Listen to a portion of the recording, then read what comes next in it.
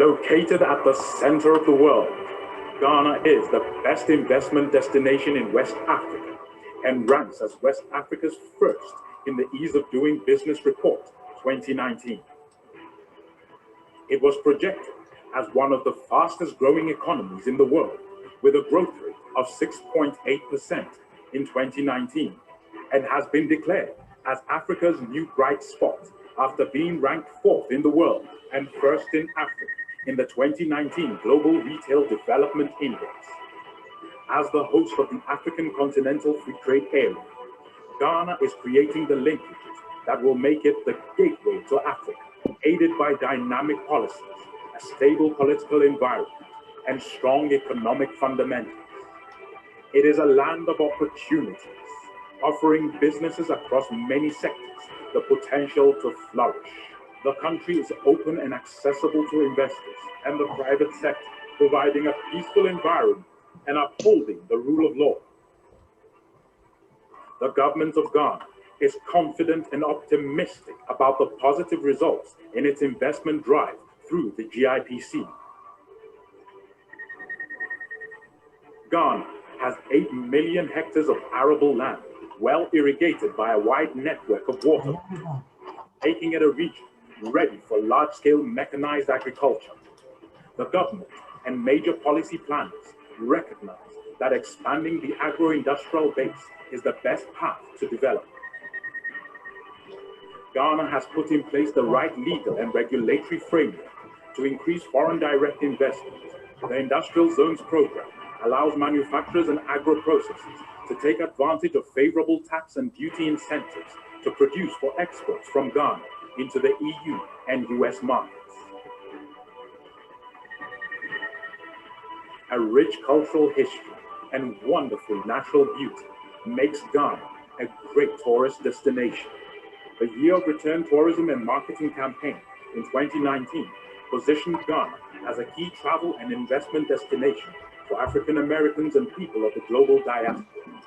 The year recorded significant increases in the number of visitors to Ghana. Ghana's growing consumer market is providing compelling reasons for investing in the services sector.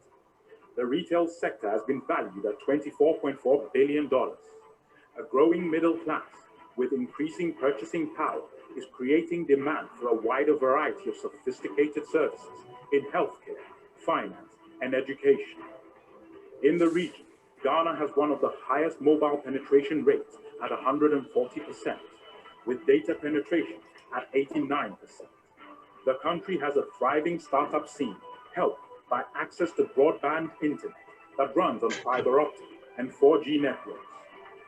The fintech industry is worth over $50 billion.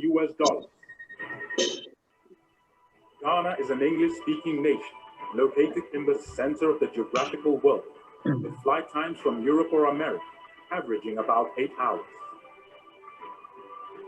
Transportation networks in and out of the country have received enhancements in order to aid the ease of doing business.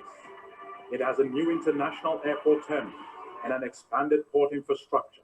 Tema Port is one of the largest in Africa, with a capacity to handle 3.5 million TEUs. The expansion in the economy is largely due to oil and gas development. Other sustainable sources of power, like solar, wind, and thermal, will significantly increase the country's energy resources.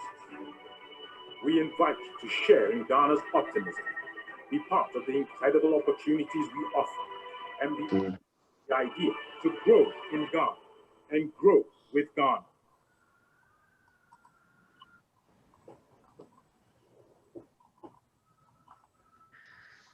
Dear friends, ladies and gentlemen, on behalf of the Chamber of Commerce and Development, the Hellenic African Chamber, in association with the Hellenic Federation of Enterprises, we welcome you this afternoon. Enjoy incentives for projects in manufacturing, agriculture, and industrial projects. There are positive developments and offer excellent opportunities for investments, which result to local growth as well as business growth. Greece is also moving forward. Legislation has been adopted by the new government that improves the business environment and attracts investments in Greece as well. Export volumes are doing well, and the overall climate of the economy is improving rapidly. But coming back to the bilateral relations, it is fair to say that the trade volume between Greece and Ghana is moving at low levels. The bilateral trade in 2019 was only 27 million euros. It has decreased by almost 40% compared to 2018. It is exactly this low level of trade that we want to improve with this event. Also, there are already several Greek business, also there is already a Greek business presence in Ghana with companies like Mytilineos, Metron Energy Applications, etc. And they can confirm that there are many unexploited opportunities in sectors like energy, construction, environmental services, food, pharma, and many, many others. So we need to do better, and we can do better. I strongly believe that there are many opportunities for Greek companies and local companies in Ghana. So let's use this opportunity to enhance economic ties, to strengthen trade and local investments, and look into the future. I wish you all success at this event. And Mr. Mousouris, thank you once again for your hospitality and time. The floor is back to you. Thank you very much. And I thank for the cooperation of, as we call it in Greek, SEV, the Hellenic Federation of Enterprises. Now, we have a representative of the Deputy Foreign Minister of Greece, Mr. Gribas will speak on behalf of him, who is First Secretary of Economic and Commercial Affairs of the Foreign Ministry. Mr. Gribas. Thank you very much, Mr. President. Ladies and gentlemen, dear friends, Ambassador, it's a great honor to participate today at this important event. I would like to thank and congratulate the Hellenic African Chamber of Commerce for organizing it. This conference could be a great opportunity to enhance the dialogue between my country and Ghana in finding more common ground and to address issues of mutual interest in the field of trade. As the world is experiencing the most severe health crisis in a century, with a huge impact on the global economy, it is our duty to do whatever it takes to develop our bilateral relations, expand our trade volume, and promote our business synergies. Greece has a long history of strong engagement and close relations with African countries, which we are trying to reconfirm today. Interest in Africa as an export market has increased substantially in recent years. Improvements in the business climate have made it much easier nowadays for Greek companies to invest in Africa. The truth is, as Mr. Xylogiannis mentioned, that bilateral trade between Greece and Ghana is not as developed as it could be, with a total volume of just 27 million euros in 2019. There is big room for improvement, and the potential in specific sectors is high. In any case, trade is not the only driving force for the development of our bilateral economic relations. Greece and Ghana should promote cooperation in the other fields, such as tourism, agriculture, energy, and construction.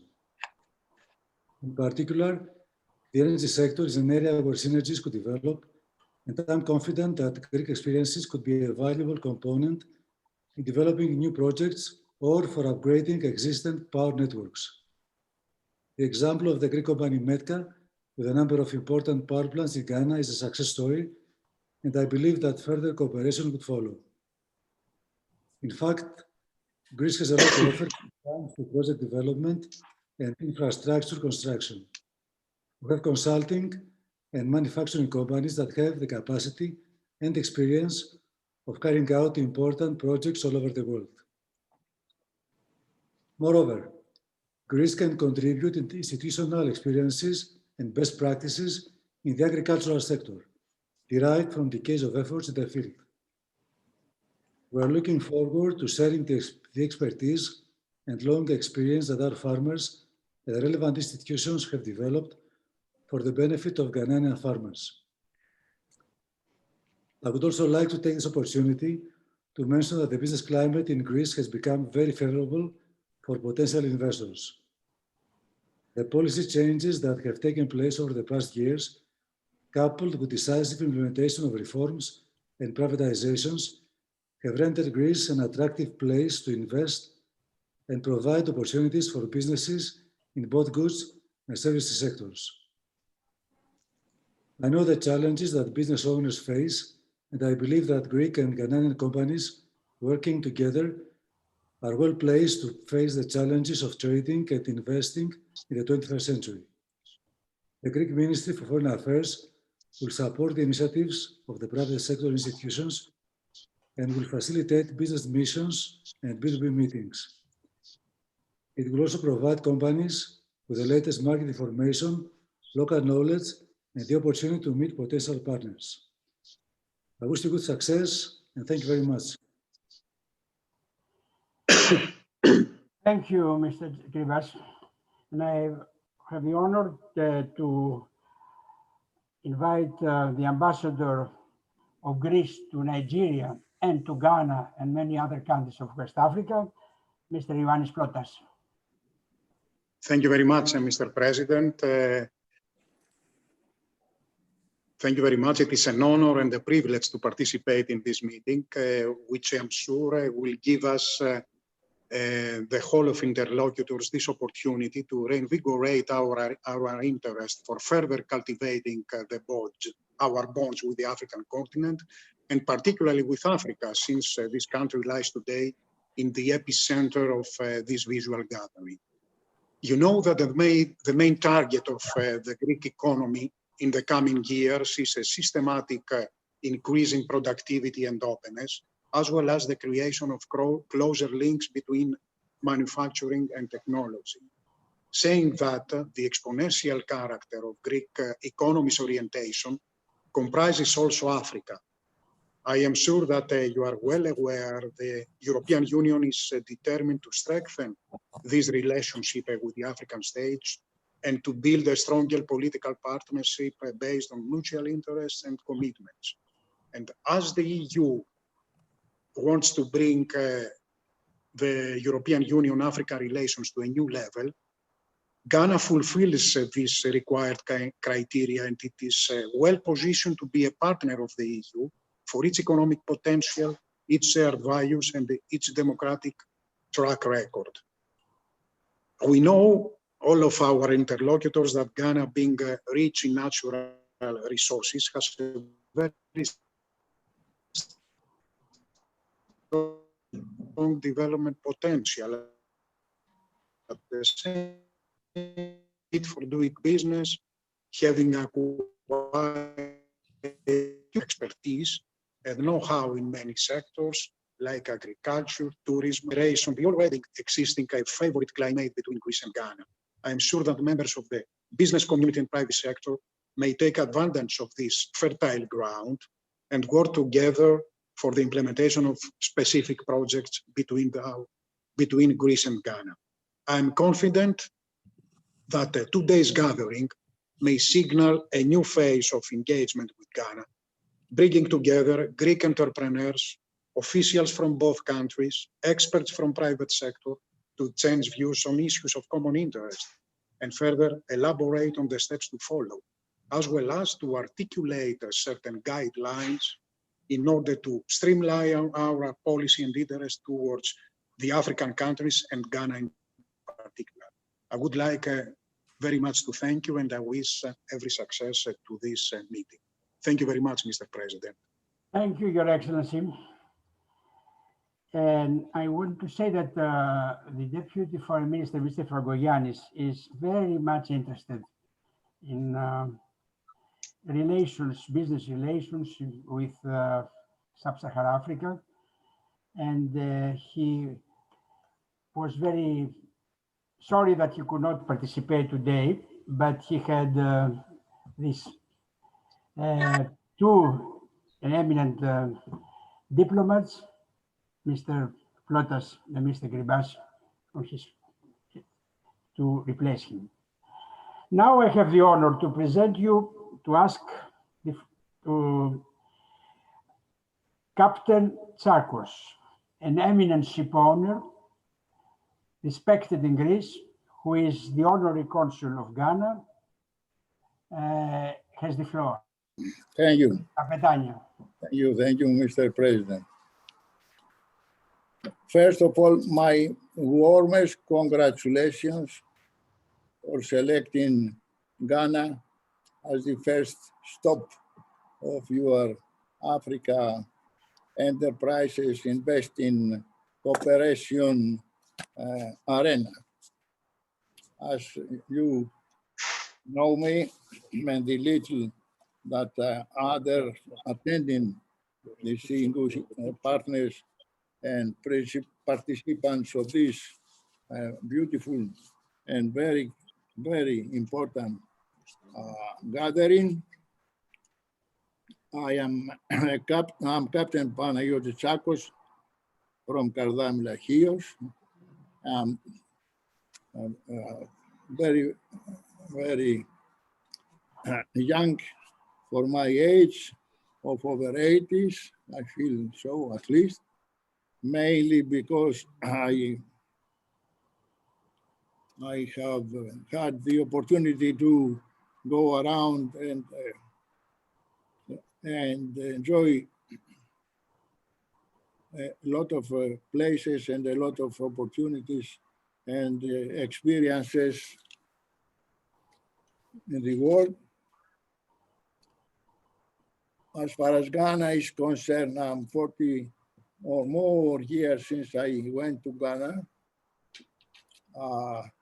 I am now proudly sitting here as the Consul General of Ghana in Greece, assisted by my colleague, dear Mr. Nicholas Tam. Έλα να πεις μια καλημέρα στους φίλους μας εδώ.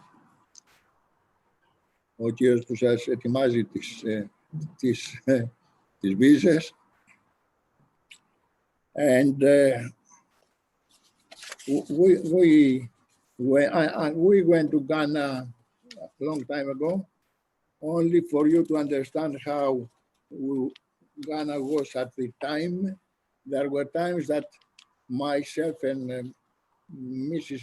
Eleazar, who is still attending our affairs in Ghana, were the only non-colored passengers on board the aeroplane, which normally at the time was going either through London, Nigeria, Lagos at the time, and then Tema, or if we have to start from Athens, we were going through Cairo, Lagos, and then Tema. You can imagine, therefore, how happy and proud I am, the little that I contributed to the progress and prosperity of the country that we all love. And I'm sitting here today and complaining to my colleague, Mr. Tam, at times that too many visas today. Let me see them and give them out tomorrow. Well, I have prepared here, I had prepared here a piece of paper to read to you, my friends and colleagues, your excellencies, the pre-speakers, Mr. Gripas, your excellency, Mr. Flotas, and all the distinguished participants and speakers of this gathering. I will avoid bothering you too much about my paper, other than telling you again or pointing out my experience that our country, Greece, at the time was parasangas, I don't know the word in English, head of Africa and the head of Ghana, who was in any case after South Africa the most advanced country and more civilized and well educated and with good spirit, without xenophobia, and very easy and ready to go.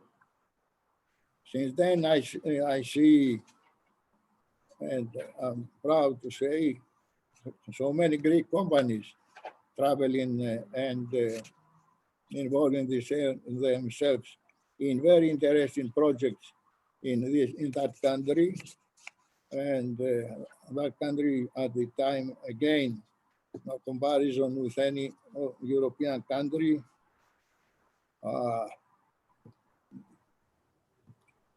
I am therefore very optimistic that nevertheless, because of the people and everything else that you know better than I do, because my business were always offshore at sea. I have never been involved in a land-based business, but business opportunity, which we have spent decades being the only and sole provider and transporter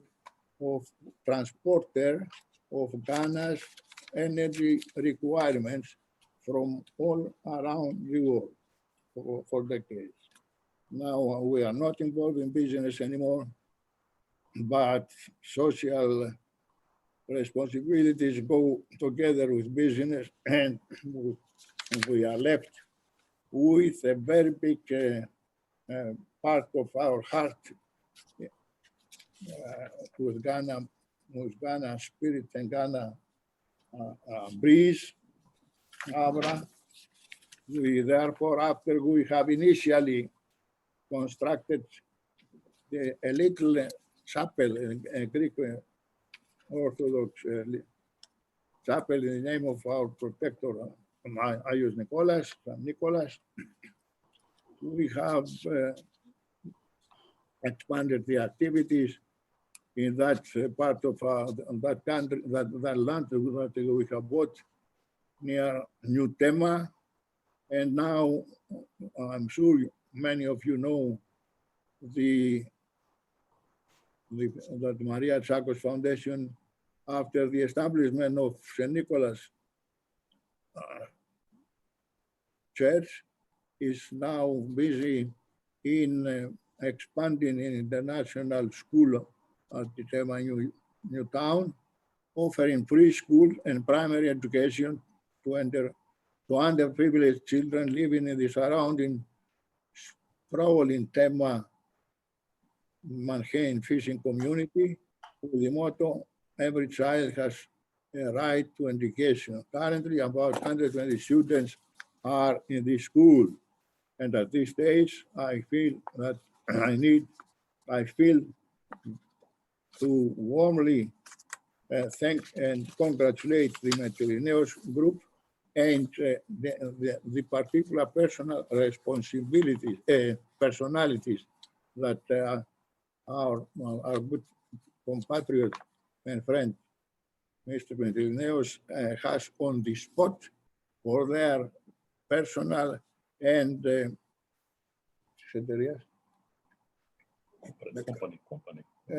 company support to the school and to the well-being of not only the area of that part of the area, but of the people of Ghana in all respects.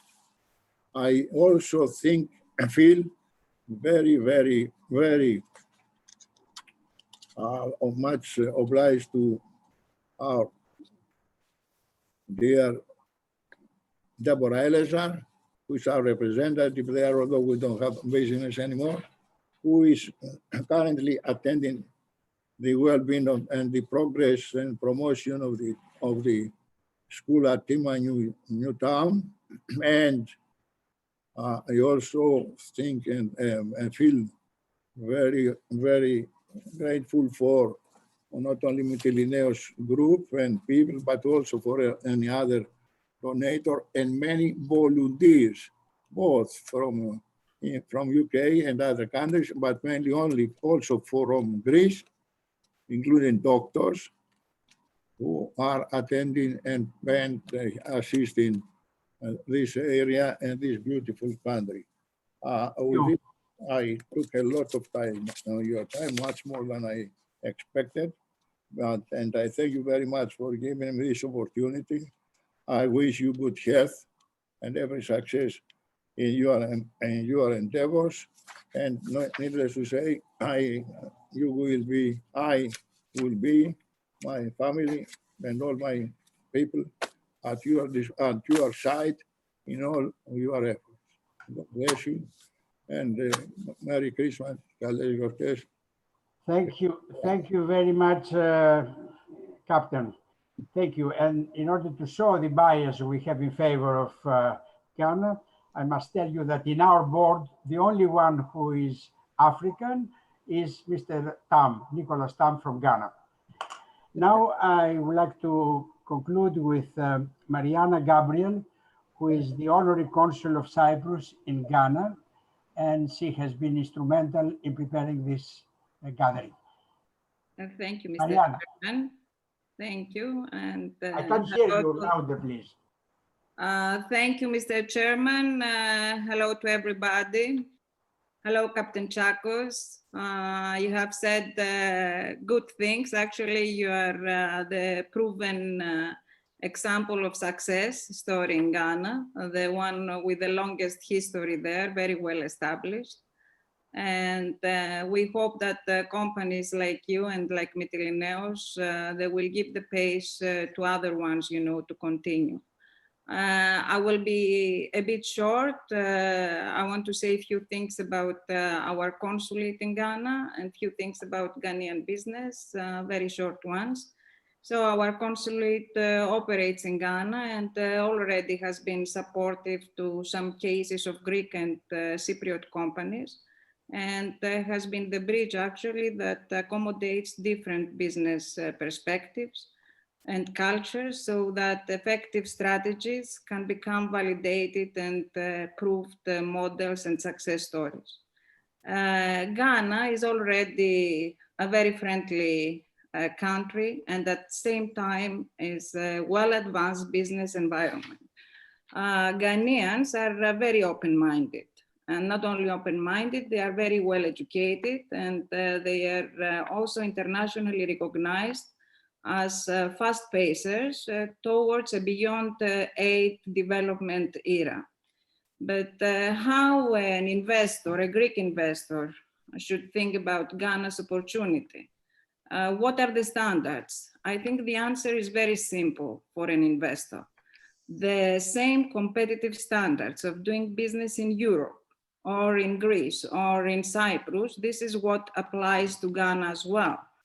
So Greek companies that so far have successfully traded in and established their businesses in Ghana can be the witness of the fact that yes, the opportunities are there for good bilateral, you know, trade, for good projects, for good endeavors of mutual beneficial projects. But the thing and the secret behind it is highly competitive concepts of doing business. I think that this is the one secret. So Ghana, it is a competitive market. It's not just, you know, a market that has a very big gap behind Europe or behind America. That's the one thing that the investor, the potential investor, the potential, you know, company that seeks for a partner should think about. And also one last remark, which is very essential and very important, is that the Ghanaian local content plays a very vital role in the success of doing business and become established in Ghana. And to be more specific, Ghanaian technocrats and governmental officers are necessary counterparts of such an effort. So you don't go to Ghana just by yourself. You have a very strong strategy, marketing strategy, tools, products, services, ideas, new very innovative models, of doing business, introducing yourself, having local counterpart, allies next to you, and then you're going to be successfully established. This is what I would like to say, and I would like to express my gratitude for this opportunity and for selecting Ghana first, and wish to Ghanaian presenters and all the participants and audience a successful event. Thank you. Thank you, Mariana. We heard the first G, Greek, in this evening of Ghana, Greece. And you heard that my compatriots are very interested in Ghana and very interested to know more about Ghana. So we'll hear from you soon about the general conditions, about the political economic situation, about the policies regarding foreign investment or trade, and all this information that anybody who's interested in coming to Ghana, not as a tourist only, but as a businessman, to have an idea and persuade him to go further and learn more. I want to give now the opportunity for the moderator, Nana. I don't see her. I see her. She must be around, to take over presenting our friends from Ghana. But before I give the floor, I want to welcome my good friend Kwame Pianim. We were colleagues in New York, the United Nations, and he's a man whom I have great admiration because he fought for democracy in Ghana, and he paid dearly for that. And he is very happy now to enjoy a democratic Ghana and a Ghana which is doing so well in so many fields. Kwame, I hope to see you soon, you and your family. Now I want Nana to take over. Where is she? I am here. Okay, please. Good afternoon. Your floor. Thank you, You can Mr. introduce Chairman. Mr. Pianim. Thank you, Mr. Chairman, and good afternoon to all the participants, Your Excellencies, Honorary Consuls, colleagues and friends. It's my pleasure to be part of this webinar, since it's the first of its kind in Ghana. And we hope that by the end of the session, all the participants who know my country much better, understand how our economic and legal and also financial systems work in this country, and how you can manage and strategize to be part of our very growing economy and thriving society. So I'll go straight to introducing the next speaker, who is Mr. Kwame Pianim. And as the chairman has said, he's very well known globally. He is a global public servant, having worked in Ghana as part of our government for a while, and also for the United Nations. He's an economist and also a management and investment consultant. I understand that currently he chairs the board of eTranzact, which is one of our leading electronic payments companies in Ghana. So Mr. Pianim, you're welcome. Thank you. Thank you very much.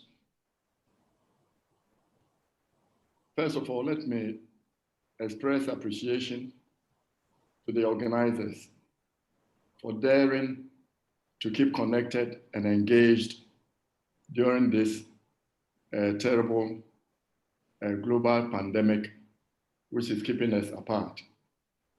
And secondly, to say a big thank you to my former colleague, Dr. Sotiris Musuris, a great humanist. We first met as young idealists in the corridors of the United Nations.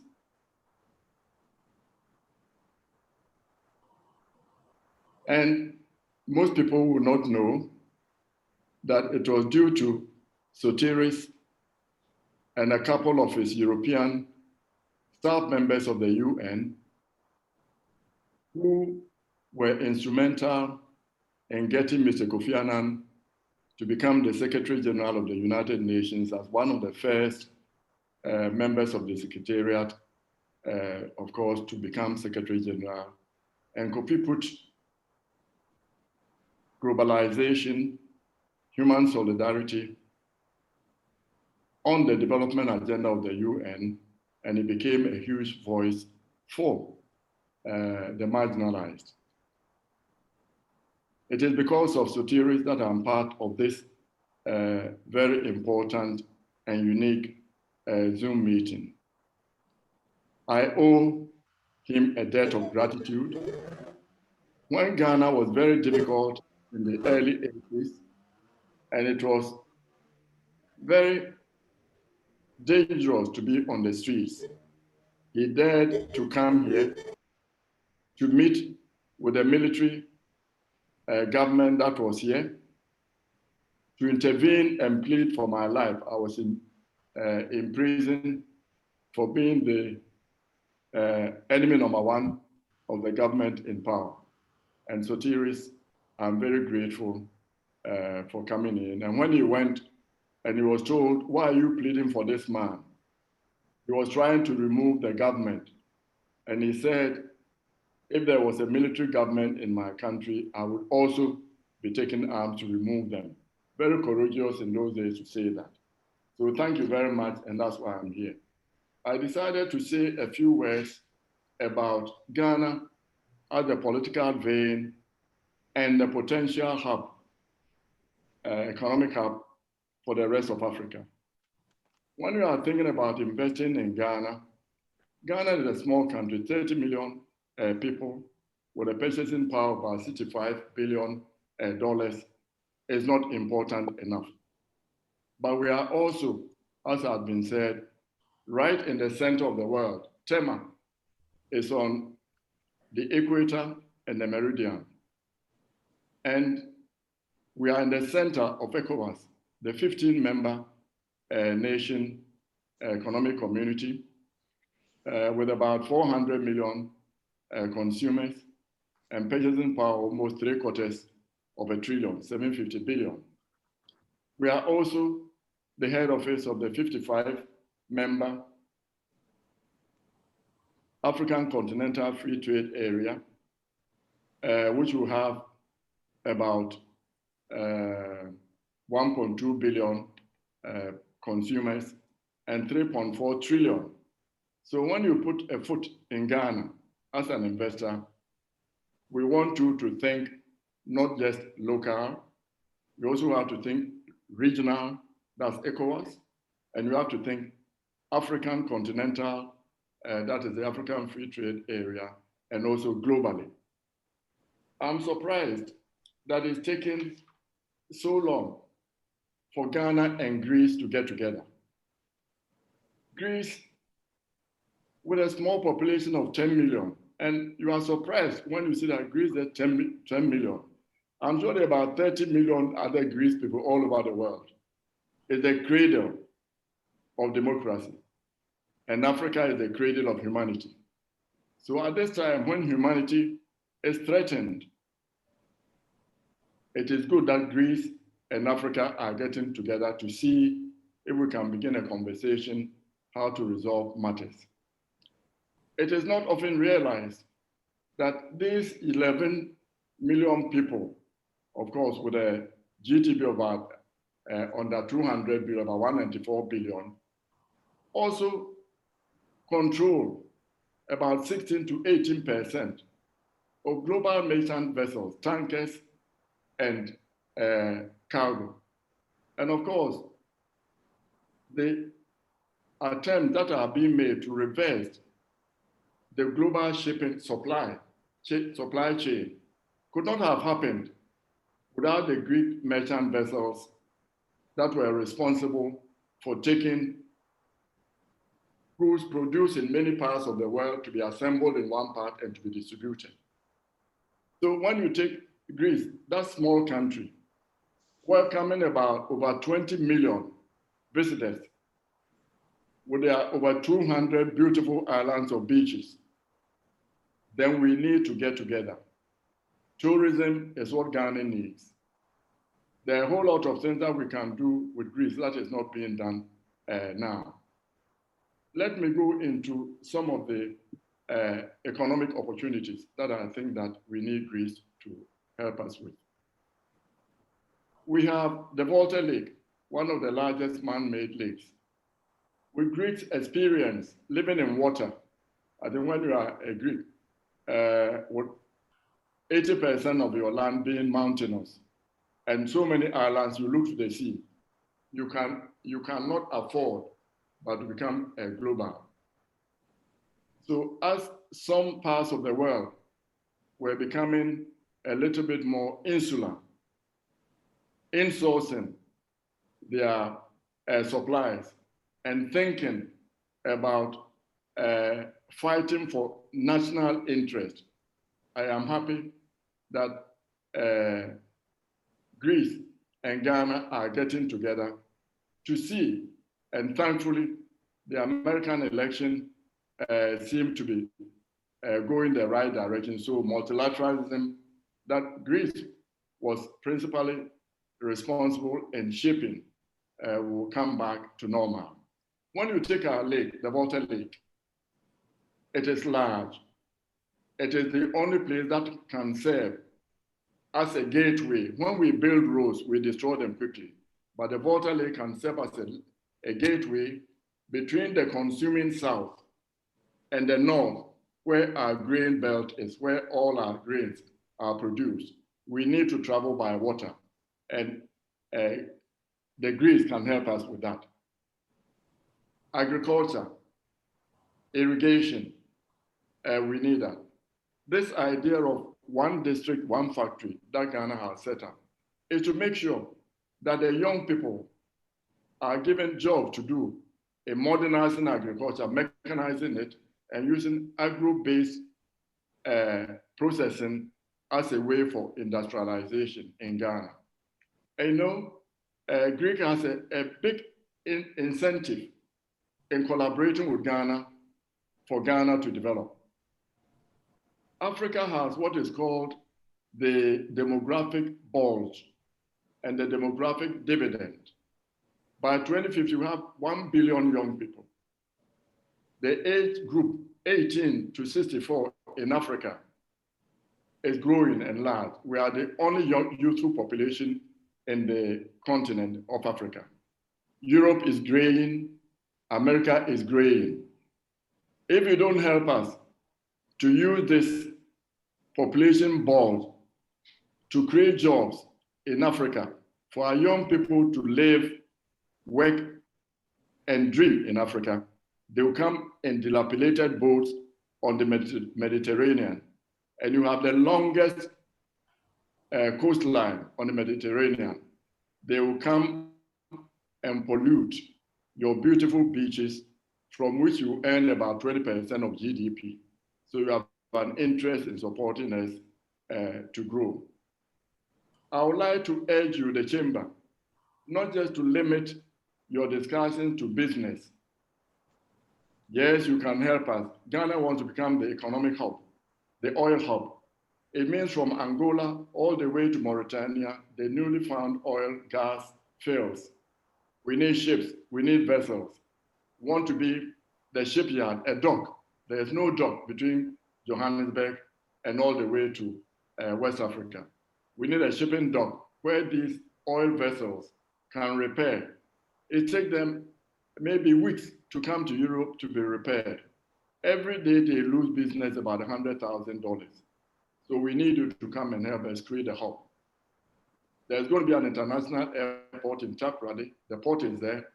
And we need you to help us so that the African Free Trade Area, West Africa, Takoradi will become a warehouse where just-in-time supplies for the manufacturers of Africa will be located, where the pharmaceuticals and the imported goods that are coming from Europe into Africa will be warehoused. So we invite you, but I say don't just limit your businesses, your chamber discussions to business only. We need to be talking to Greece to find out how to rethink, reshape democracy, which because of the social media is creating just silos for extremism. We cannot dialogue. We cannot do partisanship. And the Greeks, Socrates, 2,500 years ago, already warned us that democracy has dangers. The dangers are now very manifest. Let's rethink with them. Greece also has the same problems we have or have gone through it. Debt. Ghana, we have our revenue is about 12% of GDP. We spend about 18% of GDP. We have chronic deficit, structural imbalance. We have only about an estimated 1.4 million Ghanaians as compared to the 12.6 million workers who pay tax. We need to move. Our debt is about close to 75%, close to 70% of GDP. We need to think very carefully. And after the elections, the 4-year election this year, we expect our deficit to grow as we always do every 4 years. But the COVID has also made it worse. We need to be thinking, taking lessons from Greece, how they are managing their debt. The other thing that we need to be talking to the Greece to help us with is education, to help us maybe exchange of staff so that our children learn about democracy from the people who founded democracy.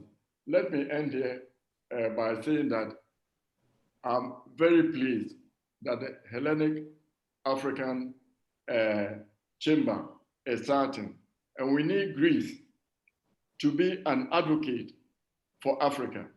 You know, Greece, that small country, is a member of all the important multilateral organizations, NATO, European Union, and the European security system. So if Greece become a friend of Ghana, which is also the weather vane for politics in Africa, then they can get close to us. And by being close to us, they witness the dynamic and extensive diversity of Africa. Over 3,000 ethnicities, over 2,000 languages. When you sit too far in Europe, you think Africa is one country. It isn't. And when they come close, they will see our diversity. And for our Greek businessmen, let me warn you, Ghana is beautiful, we are nice, but you need patience when you need to do business in Ghana. Ghanaians will not tell you no. A business friend of mine told me, to do business in Ghana and Nigeria, I go to Nigeria, I pay my bribes, my business is out and growing in 3 months. I'll be in Ghana for 3 years, they won't tell me what to do, I don't know whom to pay the bribe to, and I never get started. So Sotiris, my good friend, thank you for letting me be part of this exciting Hellenic African Chamber. I wish you well, and I'm there to support you because I think it's great to connect these two geographically, geopolitically well located to connect and work together for the good of the globe. Thank you.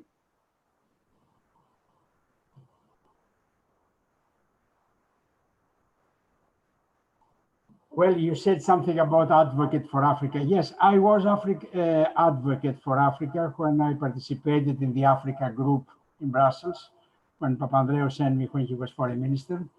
And we did whatever we could, and I hope we'll continue doing the same thing. Thank you. Nana. Yeah, thank you, Mr. Mpieni.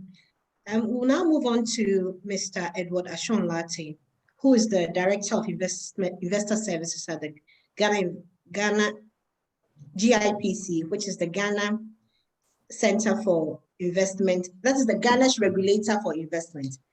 So we'll ask Mr. Ashon-Lartey to take over, please.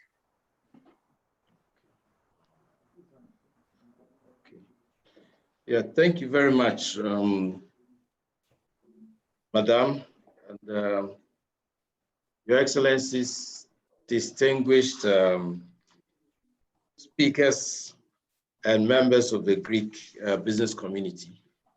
I bring you warm greetings from the GIPC, and Dr. Boussouris, in your opening remarks, you made mention of the event which took place at the Greek Foreign Ministry. And I'm happy to tell you that I was one of the young men then as part of the delegation. I didn't have a lot of gray hair. So for me, it's like a welcome home to be part of this reconnection between Ghana and Greece. My senior man, Mr. Kwampianim, has said a lot. And so I will, in the interest of time, I will skip part of my slides, but it will be available for all participants so that I stay within the allotted time. So I'll quickly go through the slides. He's told you, yeah. So can you see the slides now? Yes, we can. Okay, thank you. So it's doing business and opportunities in Ghana. Mr. Kwampianim has set the ball rolling. And so I will just share a few points about why Ghana. He said a lot, and then I'll move on to who we are as an institution and what we do to facilitate business in Ghana.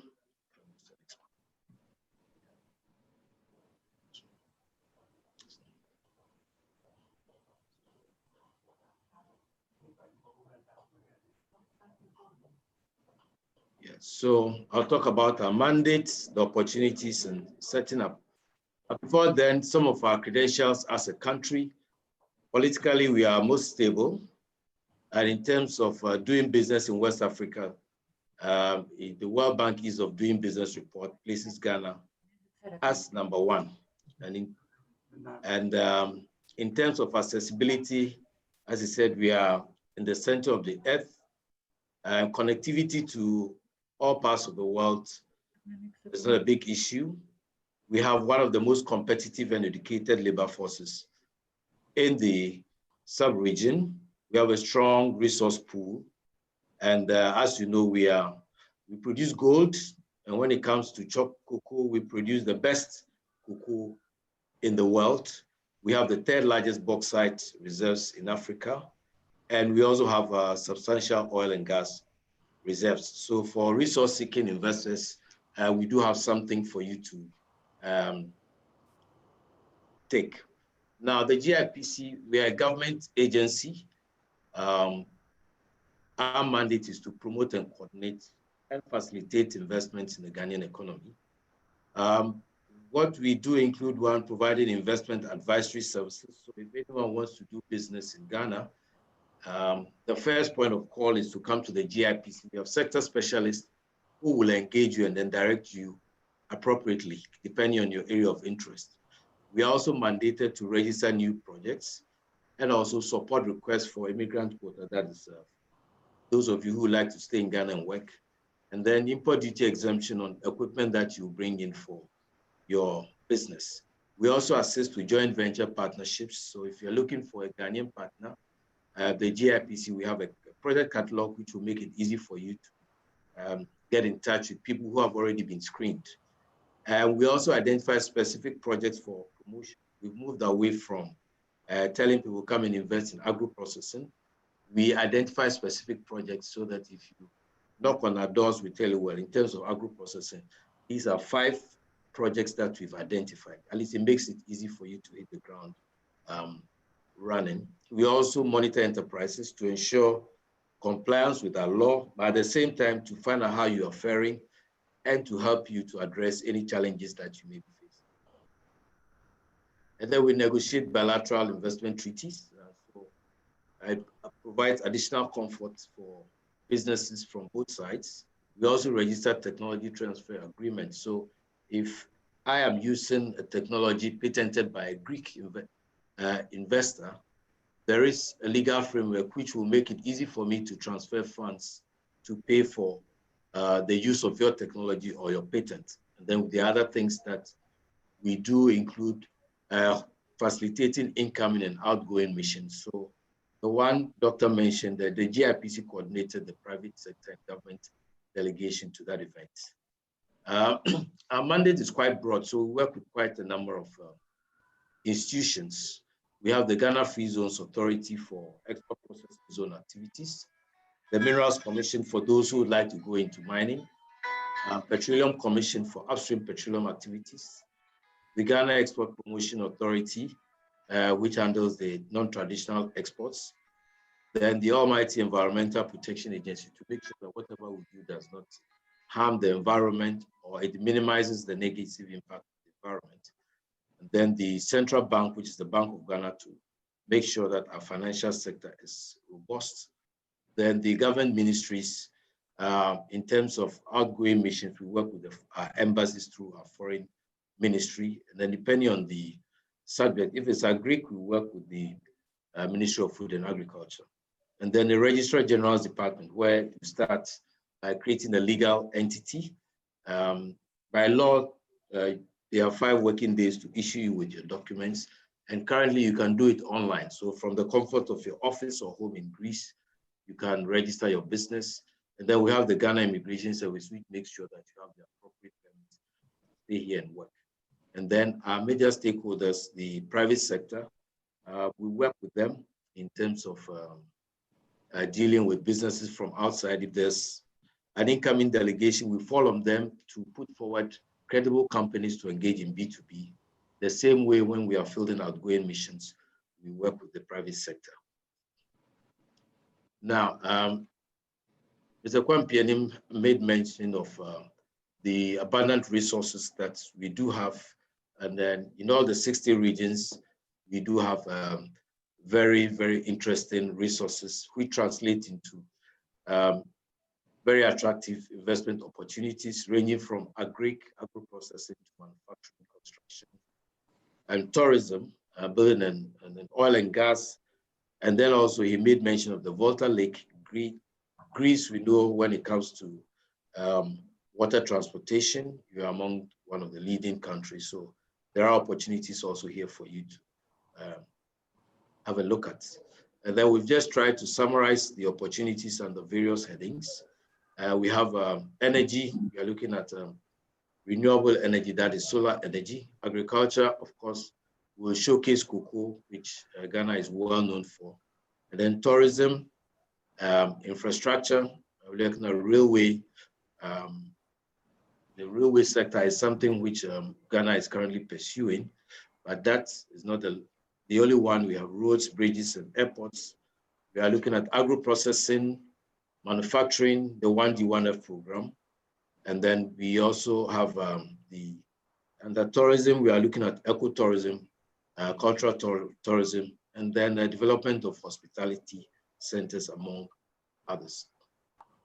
Now, Ghana is primarily an agricultural country, so we have a comprehensive investment program across the subsectors in agriculture, ranging from production of fertilizer to manufacturing of irrigation equipment, and then cultivation of rice and sugar. Currently, we import a lot of rice and sugar. It's in the hundreds of millions of dollars.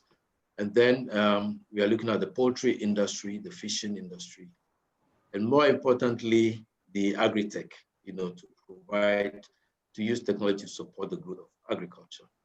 Now, in terms of setting up in Ghana, we have 3 easy steps. The first one I've already talked about. It has a Registrar General's Department, so you get your certificate of incorporation and tax identification number.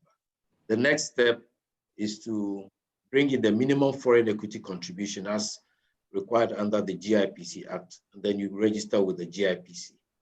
Registration with the GIPC also takes a maximum of 5 working days from the date of submission. That is if your documents are in order. Now, in terms of the minimum foreign equity contribution, this is what we have. But the good news is that the investment law is under review. And so we are looking forward to a law which will make it much more easier for companies to come in, especially to partner with Ghanaians.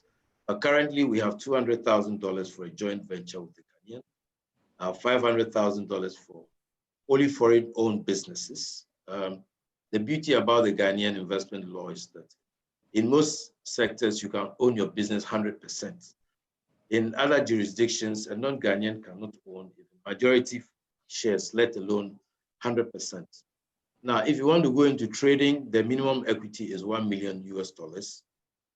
And there are, however, some exceptions to the minimum equity. If you're into portfolio investments or manufacturing, so manufacturing will support the 1D1F program, or if you're going to export trading, that is, you buy locally produced goods for export. If you're married to a Ghanaian and you've been married for at least 5 years and ordinarily resident in Ghana, you're also exempted from this minimum foreign equity. And then for the purpose of this forum, for those of us who hold Greek and Ghanaian passports, you're also exempted from this minimum foreign equity. Now, the equity can either be in the form of cash or equipment or a combination of the two. Now, if it's cash, from the Registrar General's Department, you open an account with a bank of your choice. Ghana, we have a very vibrant financial services sector. So you open an account, and then you have the money wired and converted into cedis. That is the Bank of Ghana regulation. So for purposes of equity confirmation, the $200,000 must be converted into cedis at the bank. And then you can use the proceeds to fund part of your operational activities. Or you bring in equipment which is related to your stated objects. For that, we will take the customs entry form, which has the customs assessed value as evidence of the equity you have brought in. Now, the current incentive regime that we have under the Act, the first one is about the security of your investment. You don't have to worry about someone taking over your business. Once you are duly registered, you are guaranteed against expropriation.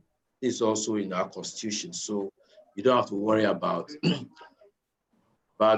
me using my official position to take over your business. Now, you can also enjoy customs duty exemption on your plant, machine, and equipment that you may import into the country for your business. Then, in terms of how easy it is to get your money out, please be assured that the investment law guarantees repatriation of dividends attributed to your investment through the banking system.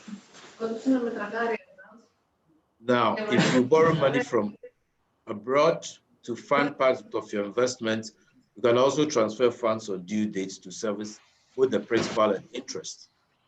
And then the exit clause that we have, if you make a lot of money and you decide to go back to Greece, you can sell your interest and transfer your proceeds after liquidation through the banking system. We also recognize that people want to have someone to see to their investments. And so we have the immigrant quota facility, which allows companies, and this is both Ghanaian and foreign businesses, to bring in expatriates to help manage their manpower needs. And this is tied to the level of investment, as you can see on the screen. Now, in addition to the maximum 4, that is when you bring in over $700,000 US, we recognize that for some businesses, you may not need $700,000 or $500,000, but you need certain expertise which you may not find readily available on the Ghanaian market. So for people in this category, you may apply for time-bound work permits.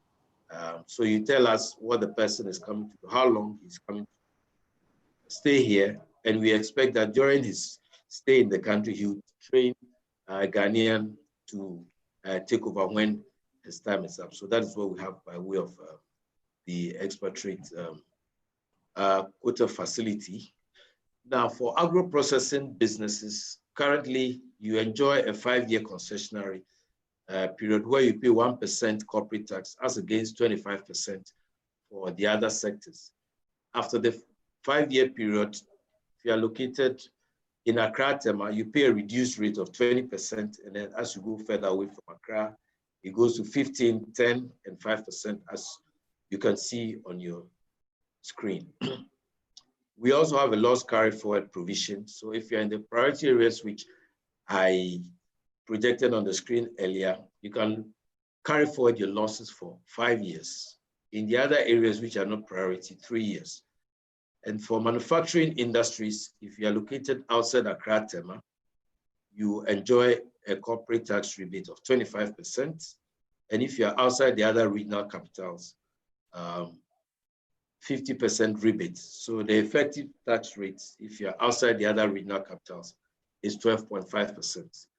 Now, we also have a provision for big projects, that is $50 million and above. These are what we call strategic investment projects.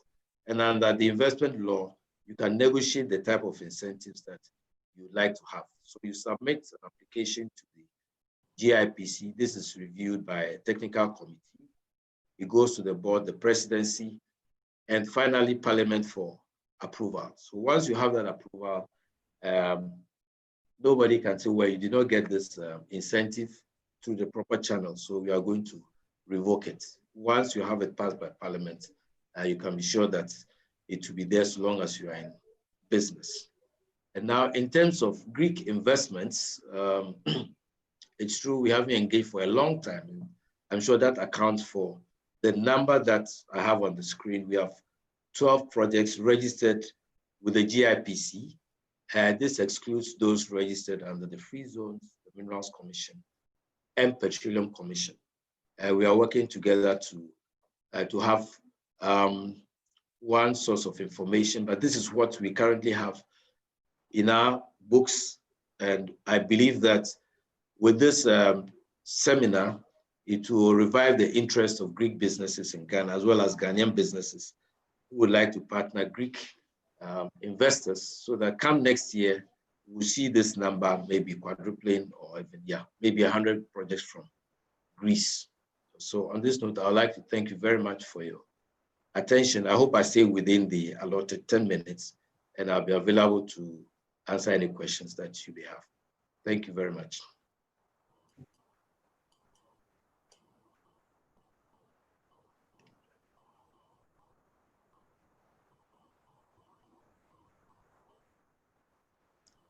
Apologies, I was speaking on mute. Thank you, Mr. Ashton-Lartey. I'll go now to my presentation, and just a small introduction. I am a lawyer. I work for AB and David. I'm a partner in the firm, and our practice focuses on assisting investors with their projects in Ghana. Most of our clients run or manage or plan to manage projects in Ghana and other parts of Africa. So what we focus on is try to assist in entry, as well as in project development and running of the business during the life of the project, or if it's not project related, during the life of the investment. My presentation is focused on the regulatory regime for investment in Ghana. But you'll find out that a lot of the items I will focus on have been discussed or mentioned in Mr. Ashton-Lartey's presentation, because GIPC is a major part of the investment regime in Ghana. Please confirm if you can see my screen now.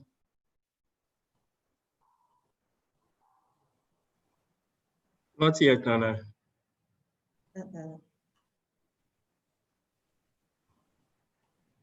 Try sharing again. Bear with me.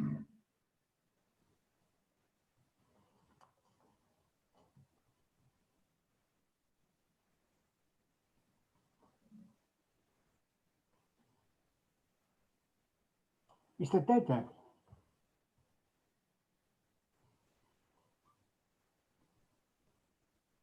Yeah, good now, Nana. I'll show you. Okay, thank you.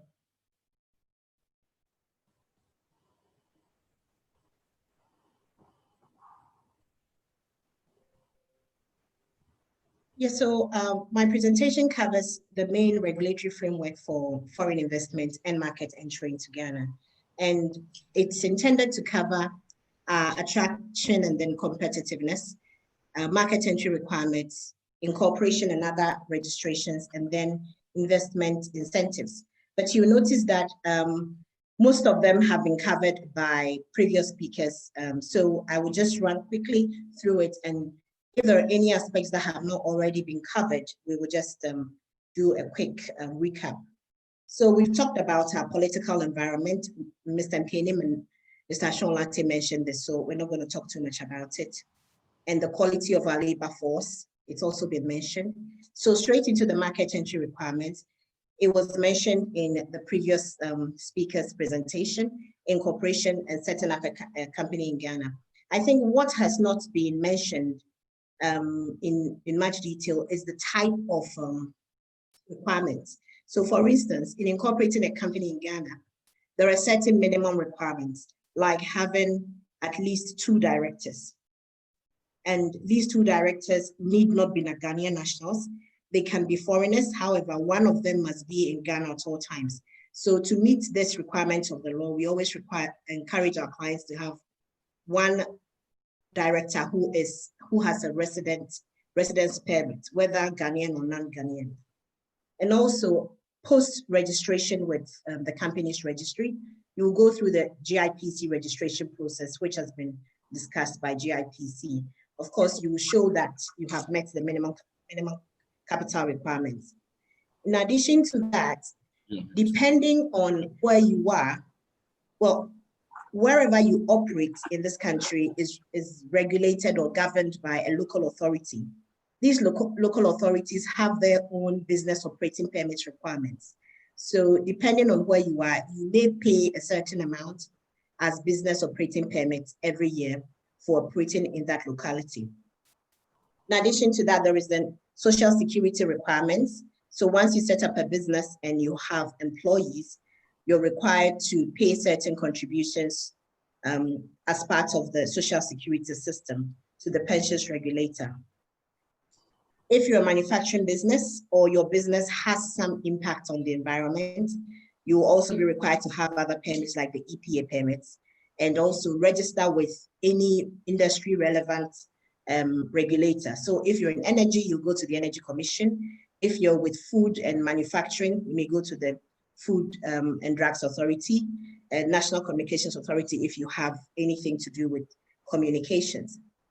Also, Ghana has recently developed a data protection law, which has been enforced for a few years now. This law requires that once you manage any form of personal data, you must be registered. Otherwise, it will be an offense and the directors of the company may be sanctioned for it. So all these registrations must be completed. On the company registry side, we realized that a lot of clients or a lot of investors come into the country and they may find out that their name has already been registered or is not available or is similar to another name that already exists in the register of companies. So the company registry offers a facility where you can have a name search prior to incorporating the company. And if the name is available, you can kind of secure it for a limited period of time, reserve it for a limited period of time prior to actually taking the decision to incorporate the company. Also, you're supposed to have a company secretary, which is mandatory. And usually most investors will go for their lawyers or some other person who meets the qualifying criteria under the Companies Act. These are people who, there's quite a long list of persons who may qualify, but most of them are people, good educated people who are capable of performing the company secretary's job, lawyers, and other people who have performed the function before.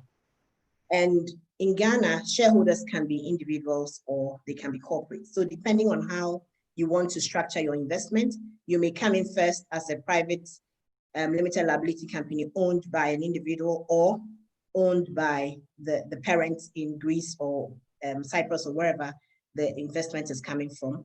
And as a principle, we do not have a par value for our shares. Shares can be valued at any reasonable value that the shareholders of the company determine at any point in time. Having an auditor is also mandatory. And usually these auditors must be qualified in Ghana and must have experience in performing the service. And GIPC mentioned the minimum requirements, capital requirements, so we're not going to spend any time on it. And they also talked about the fact that manufacturing and export trading companies do not have to meet the requirements. There has been discussions on tax incentives that we have for manufacturing in Accra and outside Accra.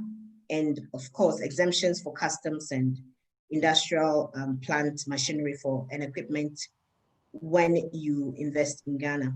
And other incentives have also been mentioned, but I think I will talk about the fact that Ghana is a signatory to the MIGA Convention. So you can, underwrite your political risks if you try to invest in Ghana. And also we're signatory to some BITs, and we have double taxation treaties with some countries, but we do not have one with Greece. But then some people structure their investment through a BIT country, if it is possible, so that they can take advantage of the regime in Ghana. So Mr. Mpioni mentioned the Africa Continental Free Trade Agreement, which has been signed by most of the AU countries and is set to come into force just next year, in a few months' time. This is a great opportunity for most investors, and it's viewing Ghana as a potential hub through which you can access the market of 1.2 billion people with a combined GDP of almost 3.4 trillion. So it creates a new opportunity. Ghana is a head office, will host the head office, and it's targeted at opening up the continent through Ghana to give the opportunities for investors to reach that market. So currently, there's a lot going on, and it's expected that by the start date in January 2021, the program should start. So thank you very much. I hope I made it in the 5 minutes.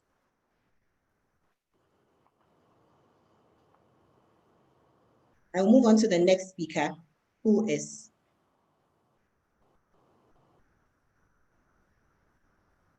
Sydney Minaate Tete, who is the head of power and infrastructure at Stanbic Bank Ghana Limited. Thank you. Thank you very much, Nana. Good afternoon, esteemed ladies and gentlemen. I would also like to respectfully acknowledge all the dignitaries at this event. Standard Bank, or Stanbic Bank, as most people know it in Ghana, is highly honored to be part of this program, and being the largest bank in Africa in terms of asset size, and with a presence in over 20 countries, we are very happy to be able to provide you with some guidelines as to what to consider when you want to come into Africa as a whole, and in this specific case, into Ghana. My name is Sydney Minaate Tete. I'm with the Corporate and Investment Banking Division of Standard Bank, and I'm responsible for the power and infrastructure business in Ghana. I'll go straight into my presentation.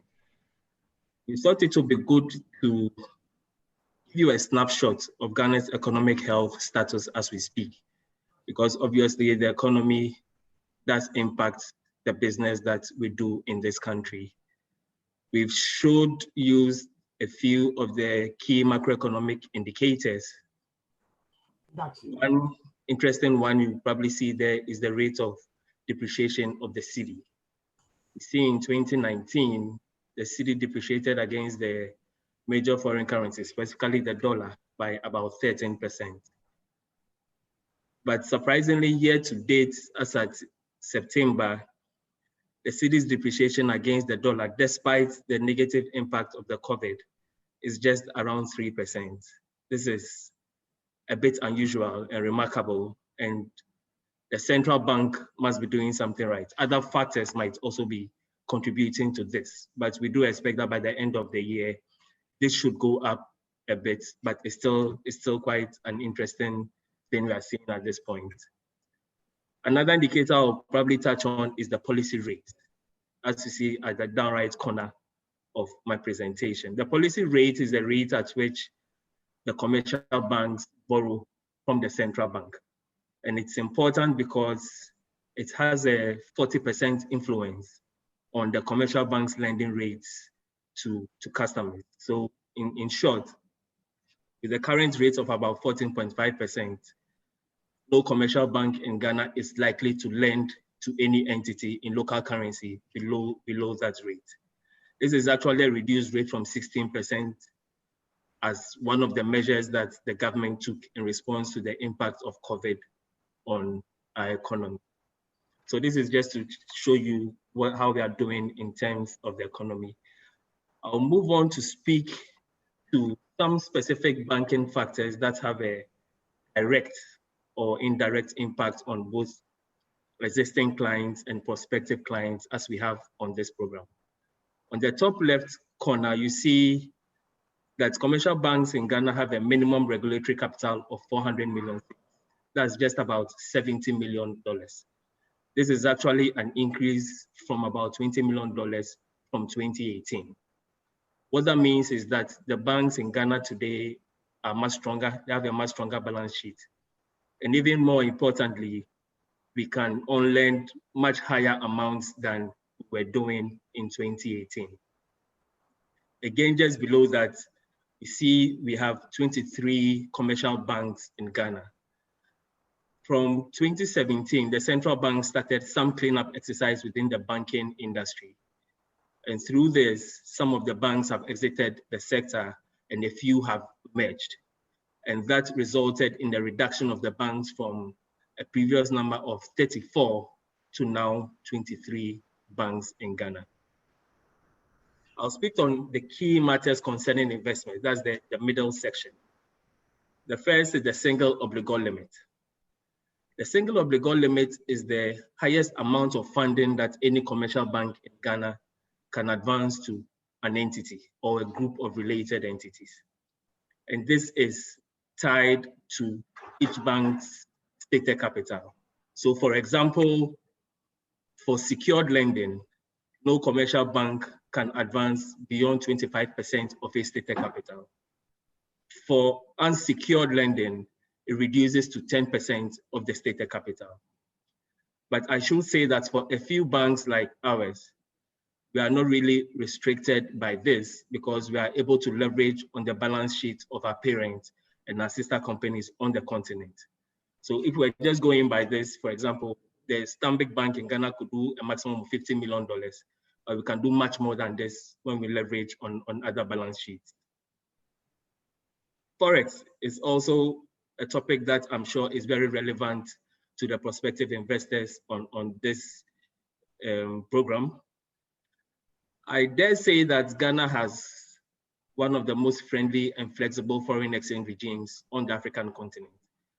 And I'll always tell my clients that so long as they're doing genuine business in Ghana, Forex risk issues of transferability and convertibility are really minimal. Issues of transferring funds for the payment of dividends, for repayment of loans and advances, for payment of goods and services are easy to do so long as you have the right documentation. And these documents are not hard to come by so long as you're doing good business. In terms of convertibility, there has been a significant improvement in terms of converting local currencies to foreign currencies. As we speak now, it's probably be difficult to do huge conversions at one particular point in time. But this can always be done in tranches. And you can usually finish this within a reasonable period of time. So in terms of Forex, the risk issues are quite minimal. I would also like to touch on a phenomenon that is probably not very familiar to Europeans. That is the mobile money, or what you call the MOMO. This is actually very popular in some African countries, including Ghana. This is a payment and collection platform hosted mainly by telecom companies. And the level of transactions that go on here is increasing at an exponential rate. So for example, by year-end, year-to-date September 2020, total value of transactions on the mobile money platform was 450 billion cedis. So this is not a platform you can ignore. Most individuals, small businesses, and even some medium-scale businesses do a lot of transactions on the MOMO platform. So this is something you should probably be aware of as you consider coming into the country. On this page, I will not spend much time here. This only highlights the requirements for the various types of accounts that can be opened, depending on what kind of business that you have. If you're a subsidiary in the country, there are specific requirements. If you are here as a branch of a business, there are specific requirements. What I will spend time to talk about here are the various kinds of foreign currency accounts that you can open, apart from, of course, the cedi currency accounts you can open. So in Ghana, there are two main types of foreign currency accounts, and they have different characteristics. We have what we call the offshore accounts, and others refer to it as a foreign currency account. And the second type we have is the Forex account, or the local dollar, local pound account. For the foreign currency account, this is an account that can actually receive inflows from offshore, but no foreign currency payments can be made into this account in Ghana. So only foreign flows can come into it. Another feature of that account is that transfers out of that account for any payment does not need to be supported by any specific documentation. On the other hand, for the Forex account that we call the local foreign account, this is an account that can also receive funds from offshore, and foreign currency payments can also be made into it locally. But the difference is that transfers out of that account offshore must always be supported by the required documents. And as I had earlier stated, these documents will not be difficult to come by if the genuine business is being done, as I'm sure those on this platform will be doing. I'm almost out of time, but I'll quickly touch on a few of the opportunities we see in the various sectors from a banking perspective. Within the agri space, for us, there are two main opportunities we are seeing: import substitution and then export of alternative agri products. So government's policies seem to be aimed at helping the country be self-reliant on agri products such as sugar, rice, and maize. So as much as possible, this is what is being encouraged in the country. We seem to have made some headway, even for this year, in terms of the likes of maize, where we have a few clients who do process maize as part of their business. And they're telling us that for this year, they did not have to import any maize into the country for their processing, which is a very positive thing. So there is a lot of push from the government to encourage the local production of sugar, rice, maize, and other staples. The government is also pushing for production of alternative products such as coffee, such as shea, such as cashew for export. And this is really to help boost up our Forex earnings in Ghana. Other areas within the agri and forestry area is probably warehousing, which is very key, and we really need help with that in Ghana. In the mining and metal space, what stands out now is probably the bauxite industry, where government is looking to develop a fully integrated aluminum industry. And this is one area you can look at. Manganese is also quite a nascent area, and there are a lot of opportunities in there. Gold is quite a matured market in Ghana. We are currently #1 in Africa and #6 in the world. But I'm sure even there are some opportunities you can find in there. In the oil and gas space, we currently have 3 operating fields already. There are 2 upcoming ones coming in. And these 2 are usually looking for funding and investment. So for those on this program, if you have the funding and you are interested in the upstream side of the oil and gas business, this will be a good opportunity for you. I'll end here because of lack of time, but these slides will be made available to you. I will be very happy as Standard Bank or Stanbic to support you when you do decide to come in. Thank you very much for the opportunity. Over to you, Nana. Thank you, Sydney. In the interest of time, we'll quickly move to Mr. George Ankoma, who is the lead partner in Deloitte & Touche, in Deloitte Ghana. He'll talk to us about the Ghana tax landscape. Thanks. Right. So good afternoon, everyone, and thank you, Nana. Let me quickly project my screen.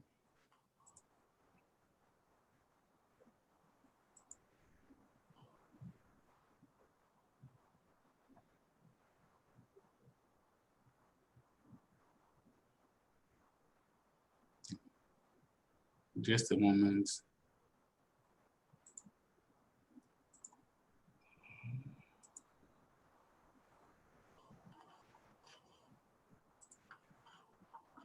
Just a moment.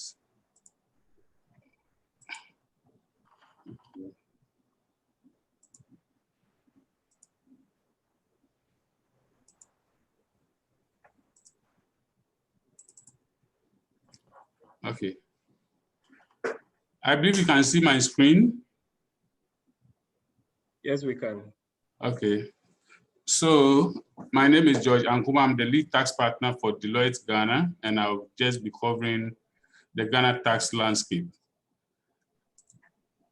A number of my topics have been captured already by other speakers, and so as I go through, if the topic has been dealt with, I will just jump so that we save some time. I'll be covering corporate income tax, tax compliance requirements, transfer pricing. We'll look at some DTA issues, then customs and import taxes, and then we'll do questions and answers. So Ghana is a unitary state, and for that matter, taxation is administered centrally by the Ghana Revenue Authority. Now, the Ghana Revenue Authority has been set up in such a way that it has three-tier administrative structure. We have the domestic tax department or division, we have the customs, and then the support division. Also to mention that in Ghana, taxes are actually imposed by law and by Parliament of Ghana as required by the Constitution, and it's also only Parliament that has the power or the mandate to exempt or relieve any person from tax. Now, these are some of the tax legislations that we'll be looking at. We have the Income Tax Act 2015, we have the regulation as well, we have the Tax Administrative or Administration Act, we have the Customs Act, we have double taxation treaties, and then we also have Commissioner's Practice Notes that serve as a guide for implementation of the various tax issues. Now, in Ghana, income that is subject to tax are income from business operations and also income from investments. And for you to pay tax, you pay tax on your taxable income, which is profit made less our allowable deductions and capital allowances. The standard tax rate, as has been mentioned by earlier presenters, is 25%. We'll look at other rates as well. And companies that are registered in Ghana as resident companies are subject to tax on their worldwide income, which means that if a company is registered in Ghana or is resident in Ghana, and that company should do any business outside of Ghana, to the extent that that business done outside of Ghana is for the Ghana entity, that income, even though the income was generated outside of Ghana, is still subject to tax in Ghana. So quickly, I've just listed some of the tax rates here. The general rate of 25. If you are in the hotel industry, it's 22%. If you are doing export of non-traditional, you have 8%. And then if you derive your income from farming, or leasing businesses, 20%. That is for financial institutions who give loans to that sector. Then free zone entities, after their tax holidays, they have 25% standard rate for local sales and then 15% for export. Mining and petroleum operations, which is the extractive sector, they go for 25% tax rates. Also, some tax concessions were already mentioned, or reduced tax rates were mentioned by Mr. Sean Lai, and so I wouldn't do much about it. But generally, For entities that have tax holidays, they only pay 1% tax, except for free zone companies that are 0 for the first 10 years.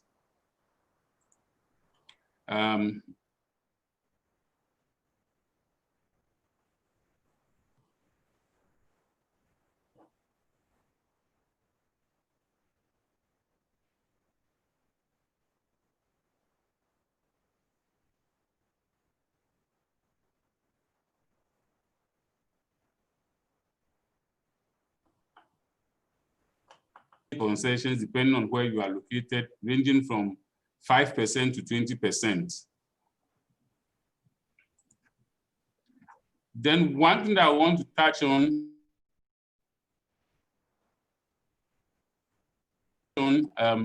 assessment of taxes in Ghana are largely done on self-assessment basis. That means that as an entity, the tax law allows you to assess yourself to tax at the commencement of your business, or at any year, you are allowed to self-assess and determine how much tax you have to pay per your business projections. And this you do on quarterly basis. Then you also file your annual income tax returns 4 months after the year end. And we have transfer pricing regulations. We'll be looking at that one as well, which is filed alongside the annual income tax 4 months after the year end.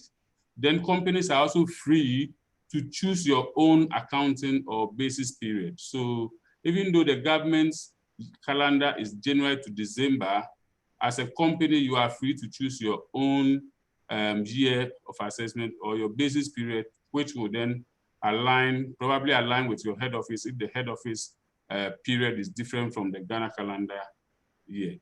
The reporting currency for financial statement preparation in Ghana is the Ghana cedi, and for tax filing is also the Ghana cedi, unless you have sought specific approvals and such approval granted, then you can file in other currencies that you require to file.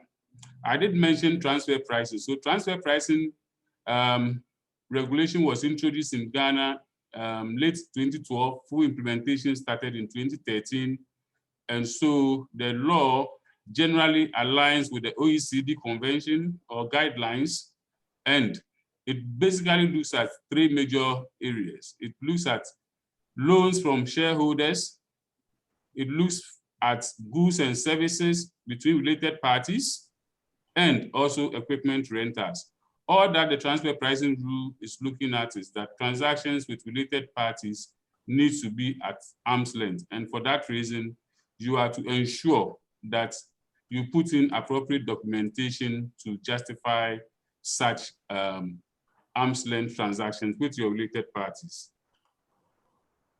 Then we have double tax treaties, have been mentioned by Nasewa already.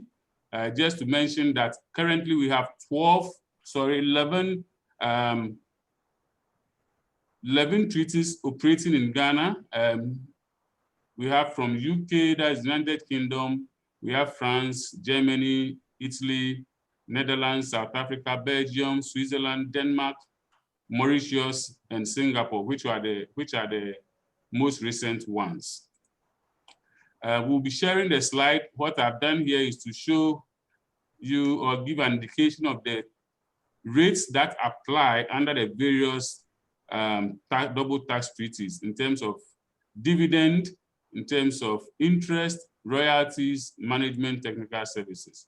So once we share, we will go through where you see that there are 2 rates given. For instance, France, you see 2 rates under interest, under dividend and then under royalties. This means that where the entity, the head office or the one receiving the dividend or the royalty have more than 10%, have more than 90% of the equity shares of the company listed in Ghana.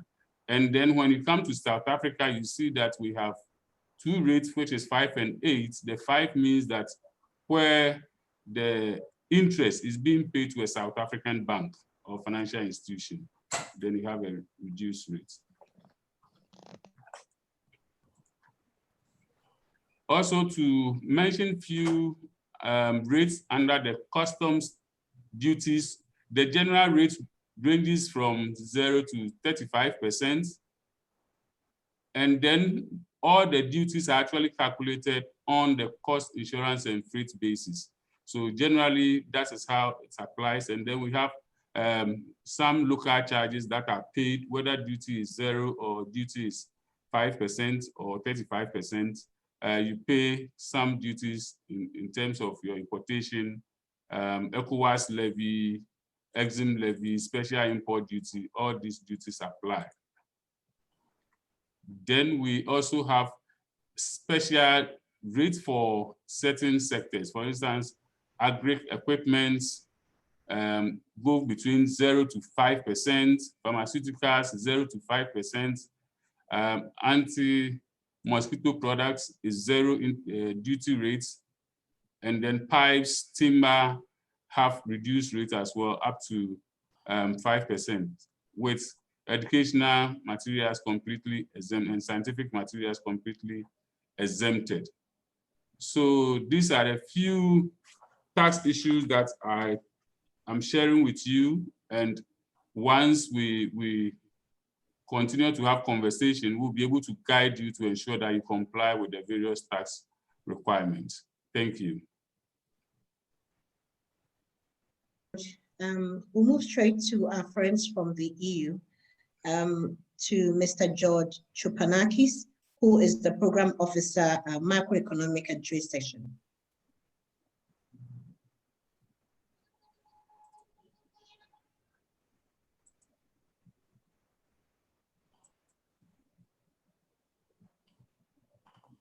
Are you on, Mr. Chopanakis?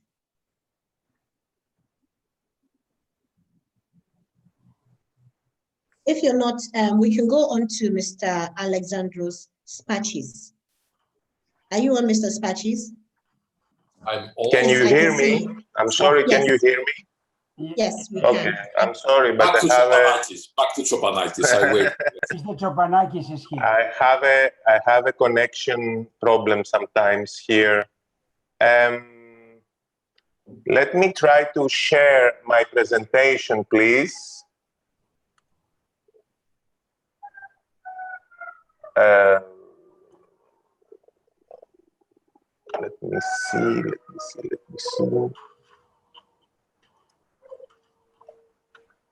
I apologize for the connection problem that I had. So, 1 minute, 2.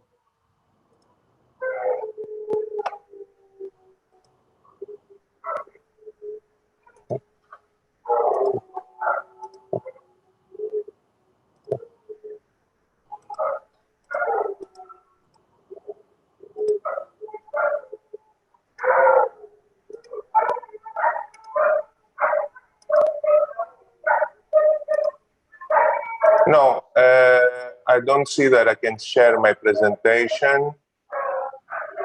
But I send it. Maybe you can share it yourself from your side, or it's not possible. Can you hear me? No, we can hear some barking. We cannot hear anything except what you say.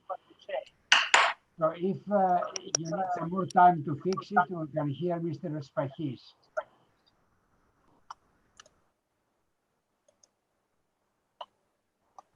Yeah, sure. We can start with Mr. Spachis.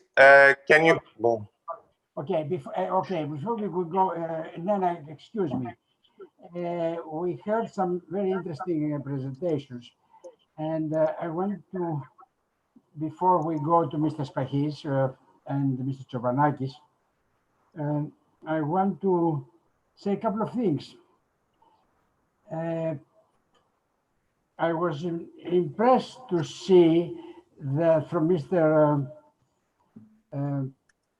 Ankoma about the policies you have on transfer pricing. This is very interesting. Well, the United Nations in the 70s, we brought in light this problem of the multinational corporations. You know, I worked for 9 years on the Center of Transnational Corporations, and transfer pricing was very interesting way to avoid taxes among the affiliates, the home country, the home company, the mother company of a transnational corporation, and I see you have specific policies. Well, the environment we heard from the point of view of treatment of companies, both banking and taxes, it's very interesting. And I think the points that you discussed seem to be very well thought, and there is a degree they are quite fair. The question is there stability in these regulations? Because that's quite important for a businessman to have some predictability and some stability in his decision to invest. This is what I want to know myself, and we'll have some questions later also. If Mr. Tsopanakis is ready, we can go there. Can you hear me now? Yes, we can hear you. Can you see my screen? Yes. Yes, we can. We can see. Thank you. Nice.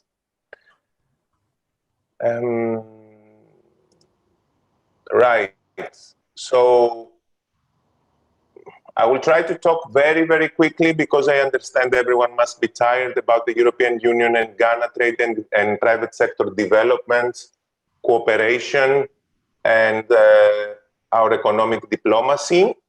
So thank you very much for inviting us to talk briefly about what we do in Ghana and what we are planning to do in the very near future. So what I will present very quickly is some stats on EU-Ghana trade, the Economic Partnership Agreement, or the EPA we have between the European Union and Ghana, the EU support to the private sector development, so how we try to support over the years, the last few years, private sector development, and the European Union External Investment Plan, which is something new that we try to introduce in the continent and in Ghana, of course. My presentation will mostly focus on Ghana, and I will talk generally about the European Union, not necessarily Greece. So EU is over the years either the most important trade partner of Ghana or one of the most important trade partners of Ghana, even after Brexit. We are either number one, number two, or number three. So in terms of imports to Ghana, the EU is, together with China, the biggest trading partner of Ghana, with 17%, as you can see from the graph, of imports from the European, of the total imports of Ghana. 70% is coming from the European Union, another 70% is coming from China. Then we have US, India, and then there are other countries, non-EU countries around the globe. So we are first for 2019 with China in terms of Ghana imports. So in terms of Ghana export destination, so where Ghana is exporting, 11% of the total exports of Ghana, they are arriving to the EU market. 27% they go to India, 15% to China, always for 2019. 30%, 13% to the rest of the world, 15% to Switzerland, and so on. So EU also for Ghana exports is very, very important. In the previous years, we were always first, second, and third as a market, EU 27. Here we quickly see an evolution of EU-Ghana trade in terms of imports and exports.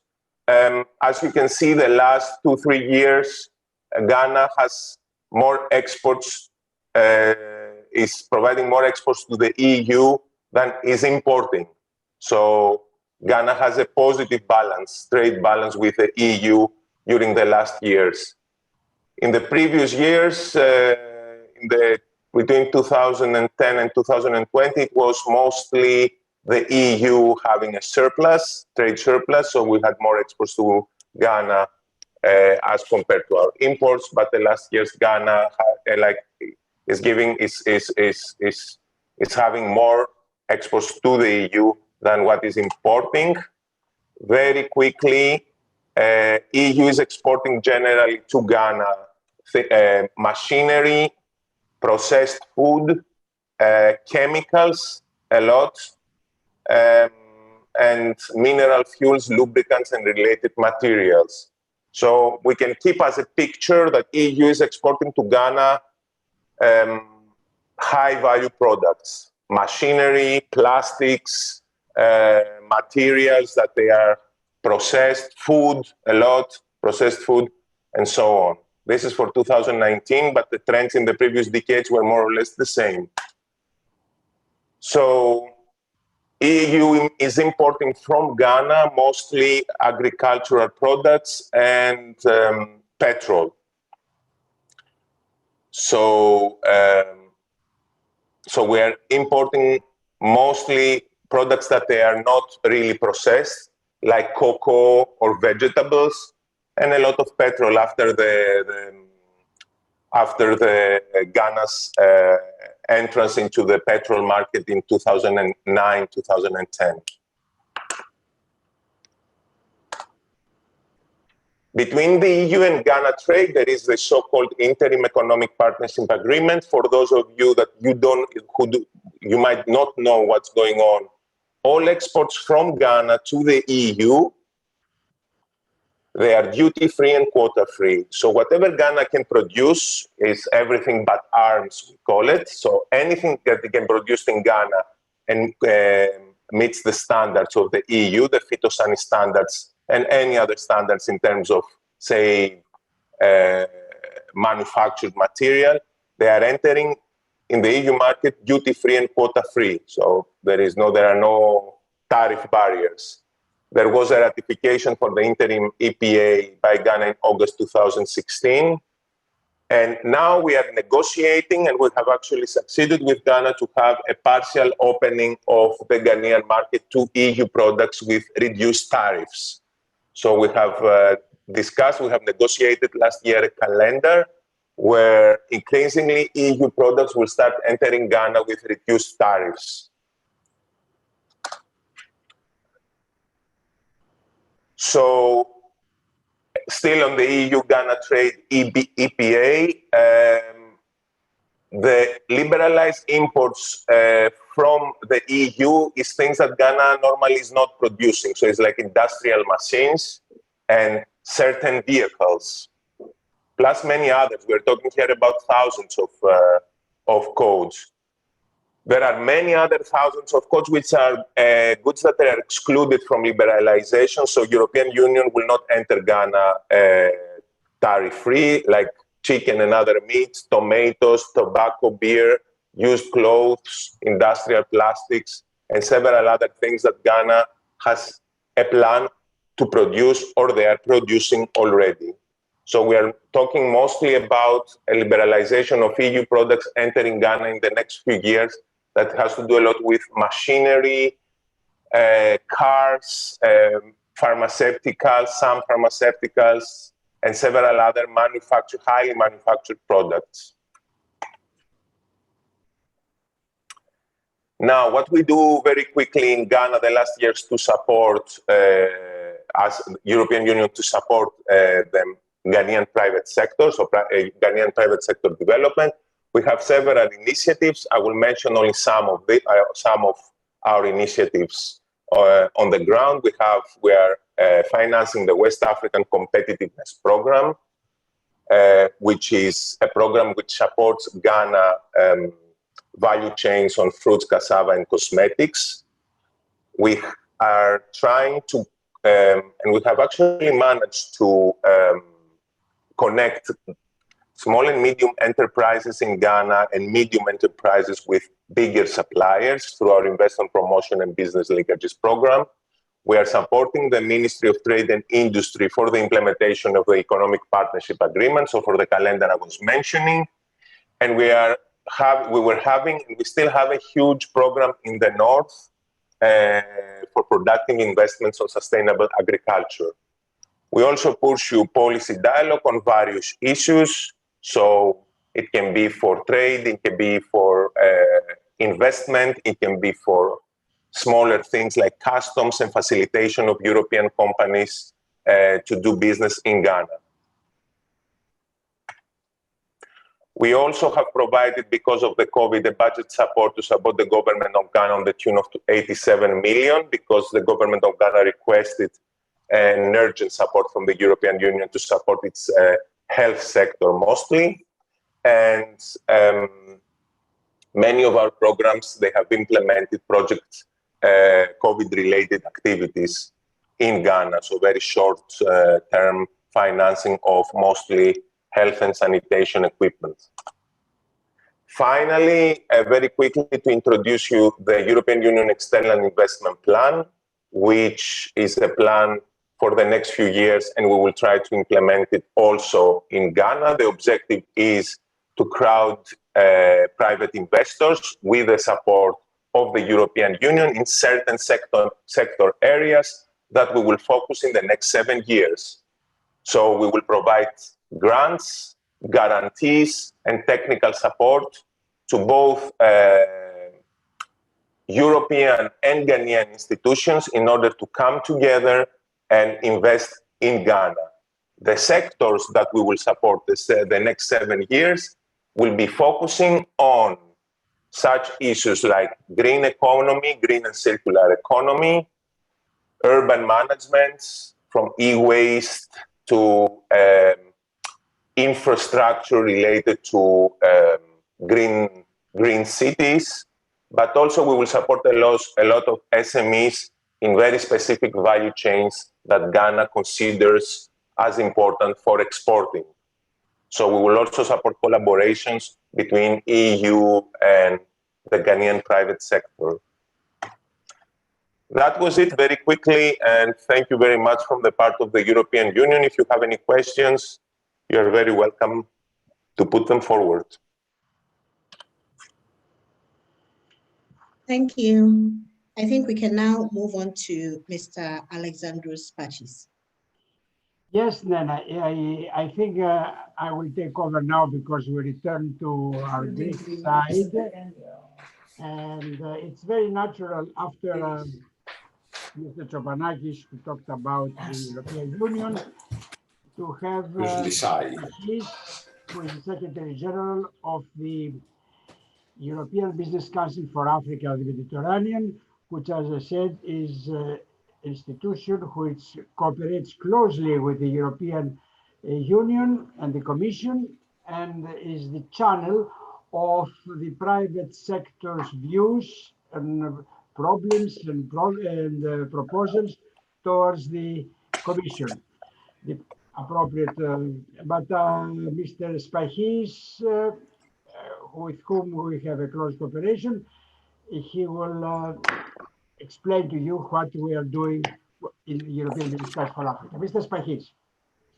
Good evening. As Sotiris already said, we are somehow the bridge between the national associations like the Hellenic Chamber for Africa and the institutions based in Brussels. And as such, I would like to spend 5 minutes with you to present you briefly who we are, what we do, and why it is important for Ghana. And before going into more speech, I would like to test my sharing.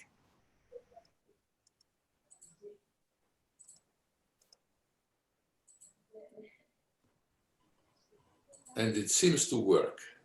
Let me see also if the full screen can work.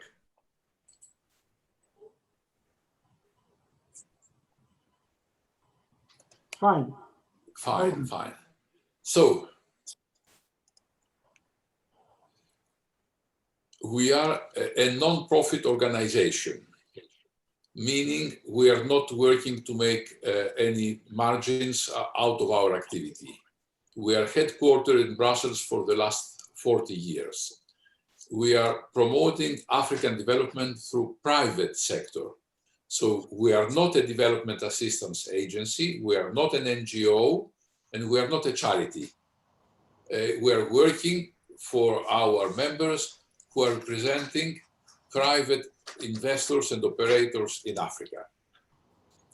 And our main task is to make sure that policymakers in Brussels, that is the European Commission that makes proposals, the External Service that makes policy and strategic planning, and the European Parliament who approves budgets, are all aware of what the private sector thinks about the development of Africa.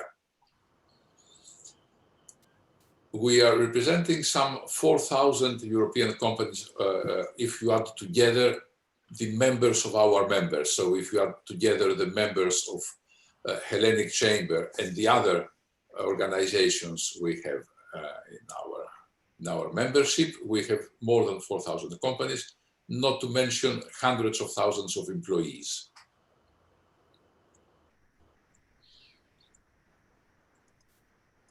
So what we do? Advocacy, mainly advocacy, a little lobby, some networking and public relations, facilitating communication and informing, and all that is in order to promote interests of members.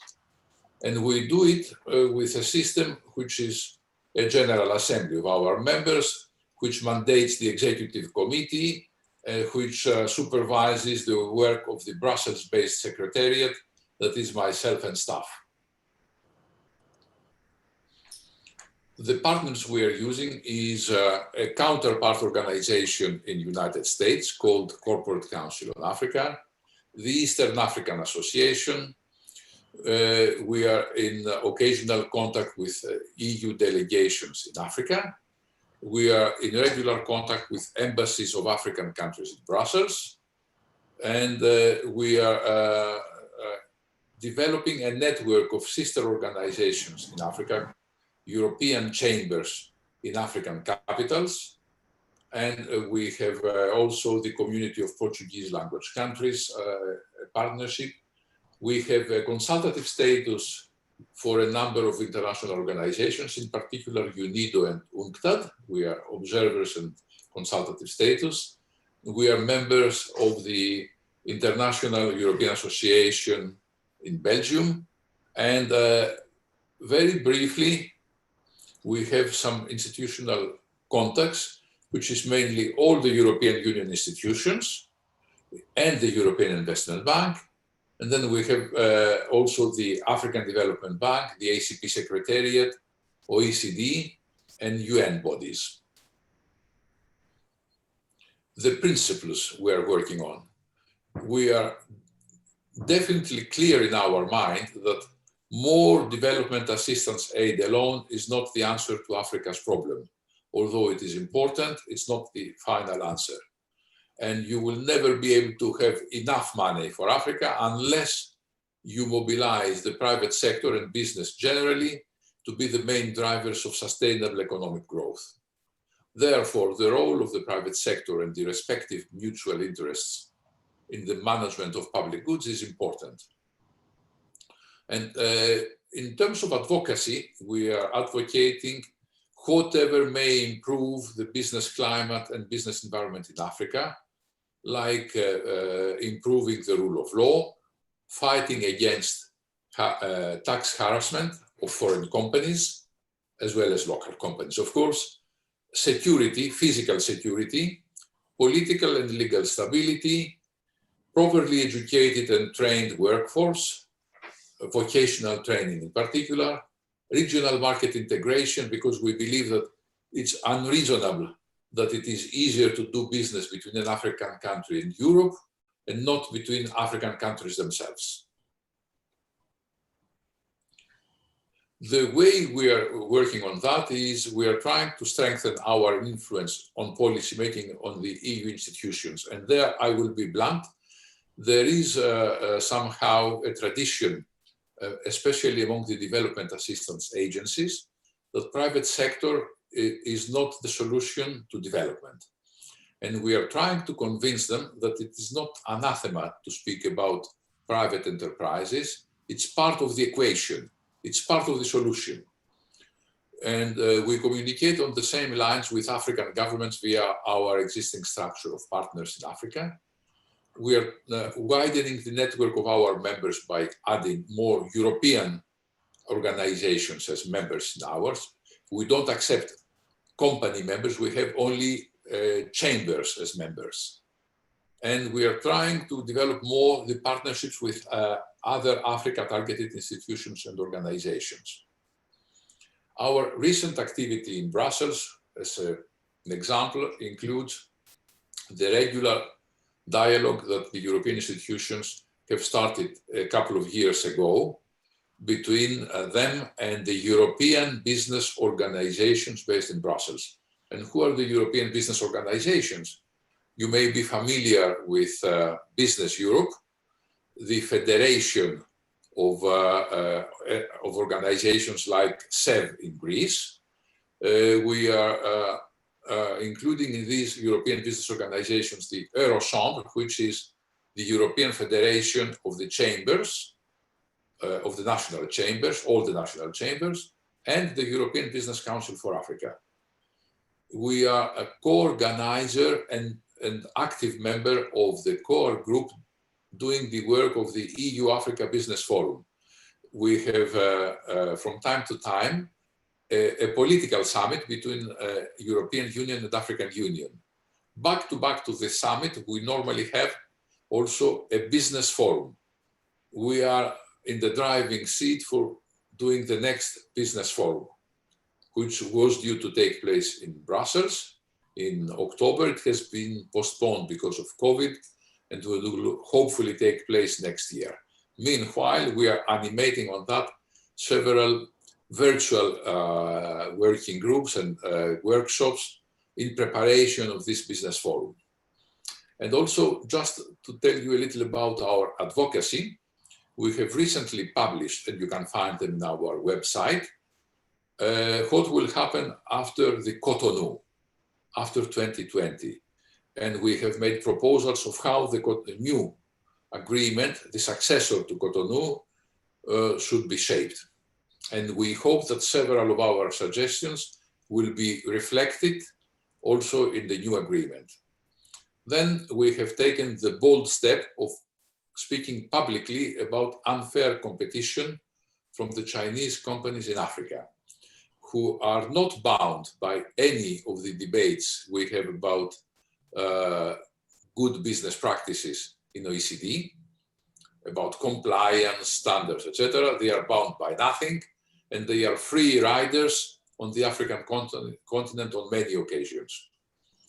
Then in early March, we communicated our opinion about how to help Africa with coronavirus. Do not forget Africa. We know it's not the hardest hit continent, but still it's very, very substantial needs that need to be assisted. Then we have published an opinion about the European Union Africa strategy. There was a document published talking about Africa strategy, and we have made our opinion known about that. And just a few days ago, we have made a declaration on the future of the EU-Africa relation, a private sector perspective. And this is really the update of our summary of what we propose to do in Africa. So we believe that for Africa, we should do efforts to attract more investors and boosting the business climate, and we spell out how to do it. We are in favor of debt relief for the developing and debt suspension for the poorest countries. We are advocating to make financing instruments for companies, and I mean in particular development assistance financing instruments, and in particular the European financing instruments, more visible and more accessible and more easy to handle for those that want to be applicants. At the moment, it's far too difficult, obscure and bureaucratic. Then we are definitely committed to support as much as we can the creation of the continental free trade area.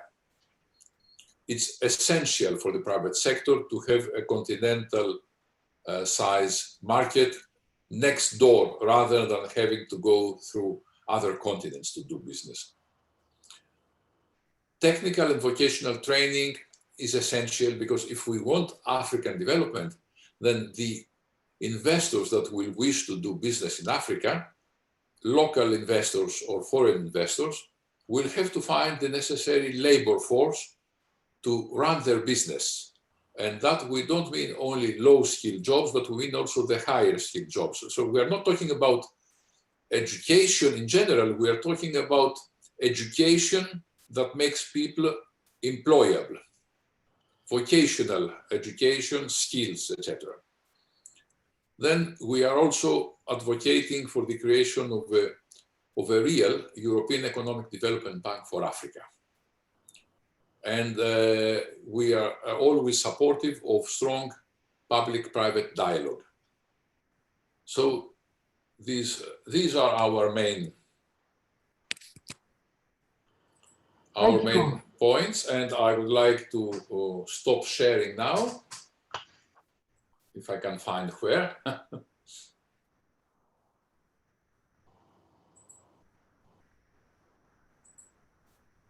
Yes. Thank you very much, Alexander. The last speaker is a member of our board and the man who was instrumental, along with Ms. Gabriel, for organizing, for preparing this meeting. Is Mr. Vangelis Kamaris, who will tell us about Greek investment in Ghana, which has happened and is very successful and is in a very interesting field, the field of energy, taking into account everything that we talked before about the green revolution, which was mentioned by Mr. Spahis also. Mr. Kamaris, you have the floor. Thank you, Mr. Moussouris. Pleased to be here. I will be very brief, of course, on a personal basis, rather than talking about Mytilineos activity in Ghana, just to share some personal views. Just to say that during my career, I've been to a number of countries, more than 30 countries in Sub-Saharan Africa. I lived in Nigeria for 3 years. I have lived in Ghana for 2-3 years. And I have visited, as I said, multiple times, a lot of places. So definitely for any Greek entrepreneur, a person that would like to develop some business in Sub-Saharan Africa, either do a joint venture with a Ghanaian colleague and produce and distribute things in the broader region through ECOWAS, either investing or exporting. Ghana is, without any doubt, one of the 3, 4, 5, let's say, more attractive places Sub-Saharan region. There is no doubt. On the social side, very secure, very friendly, as previous speaker said, well-educated people. And when it comes to business, all the experience we have collected all these years from Ghana, nobody loses his money in Ghana, and people make money in Ghana and collect their money in Ghana. This is important in this part of the world. So going to Mytilineos, we started visiting Ghana back in 2012, trying to develop some business on the power sector. That was during the 2014-2017, where the country was facing a significant power deficit for a number of reasons, which we don't have to explain at this stage. We engaged as a company in 3 major power generation projects of a total of 650 megawatt. Our overall business in Ghana is at the range of $1 billion. Out of this $1 billion, almost half of it is actually investment commitment and financing from our side. Ghana is probably the market where we have the biggest, as a group, the biggest exposure outside Greece at the moment. This says a lot. One project is already up and running for almost 5 years now. The other two are at the very final stage of completion. So definitely Ghana is, of course, business all over the world. You have hiccups, you have challenges. We have good days and bad days as everywhere in the world when you try to develop some businesses. But overall, the sentiment and the results are more than positive. And so I would urge anybody that is really looking in Sub-Saharan Africa to develop some business and expand his activity. Yes, Ghana should definitely be one of the, let's say, 2, 3, 4 countries to try and penetrate. And for some people, Ghana, even if they say that for Nigeria, could be potentially the gatekeeper to the rest of Sub-Saharan Africa, mainly because of the security. The fact that Ghana now will be hosting the head office of the new Pan-African Trade Agreement. This is an important thing for Ghana. So I will not say more. A great place to live, a great place to do business. And so far our experience was quite satisfactory. Well, thank you very much, Vangeli. I think, by the way, the Labadi Hotel is still functioning because I had very good memories from there. You said about how pleasant it is to live in Accra, and I agree from what I remember.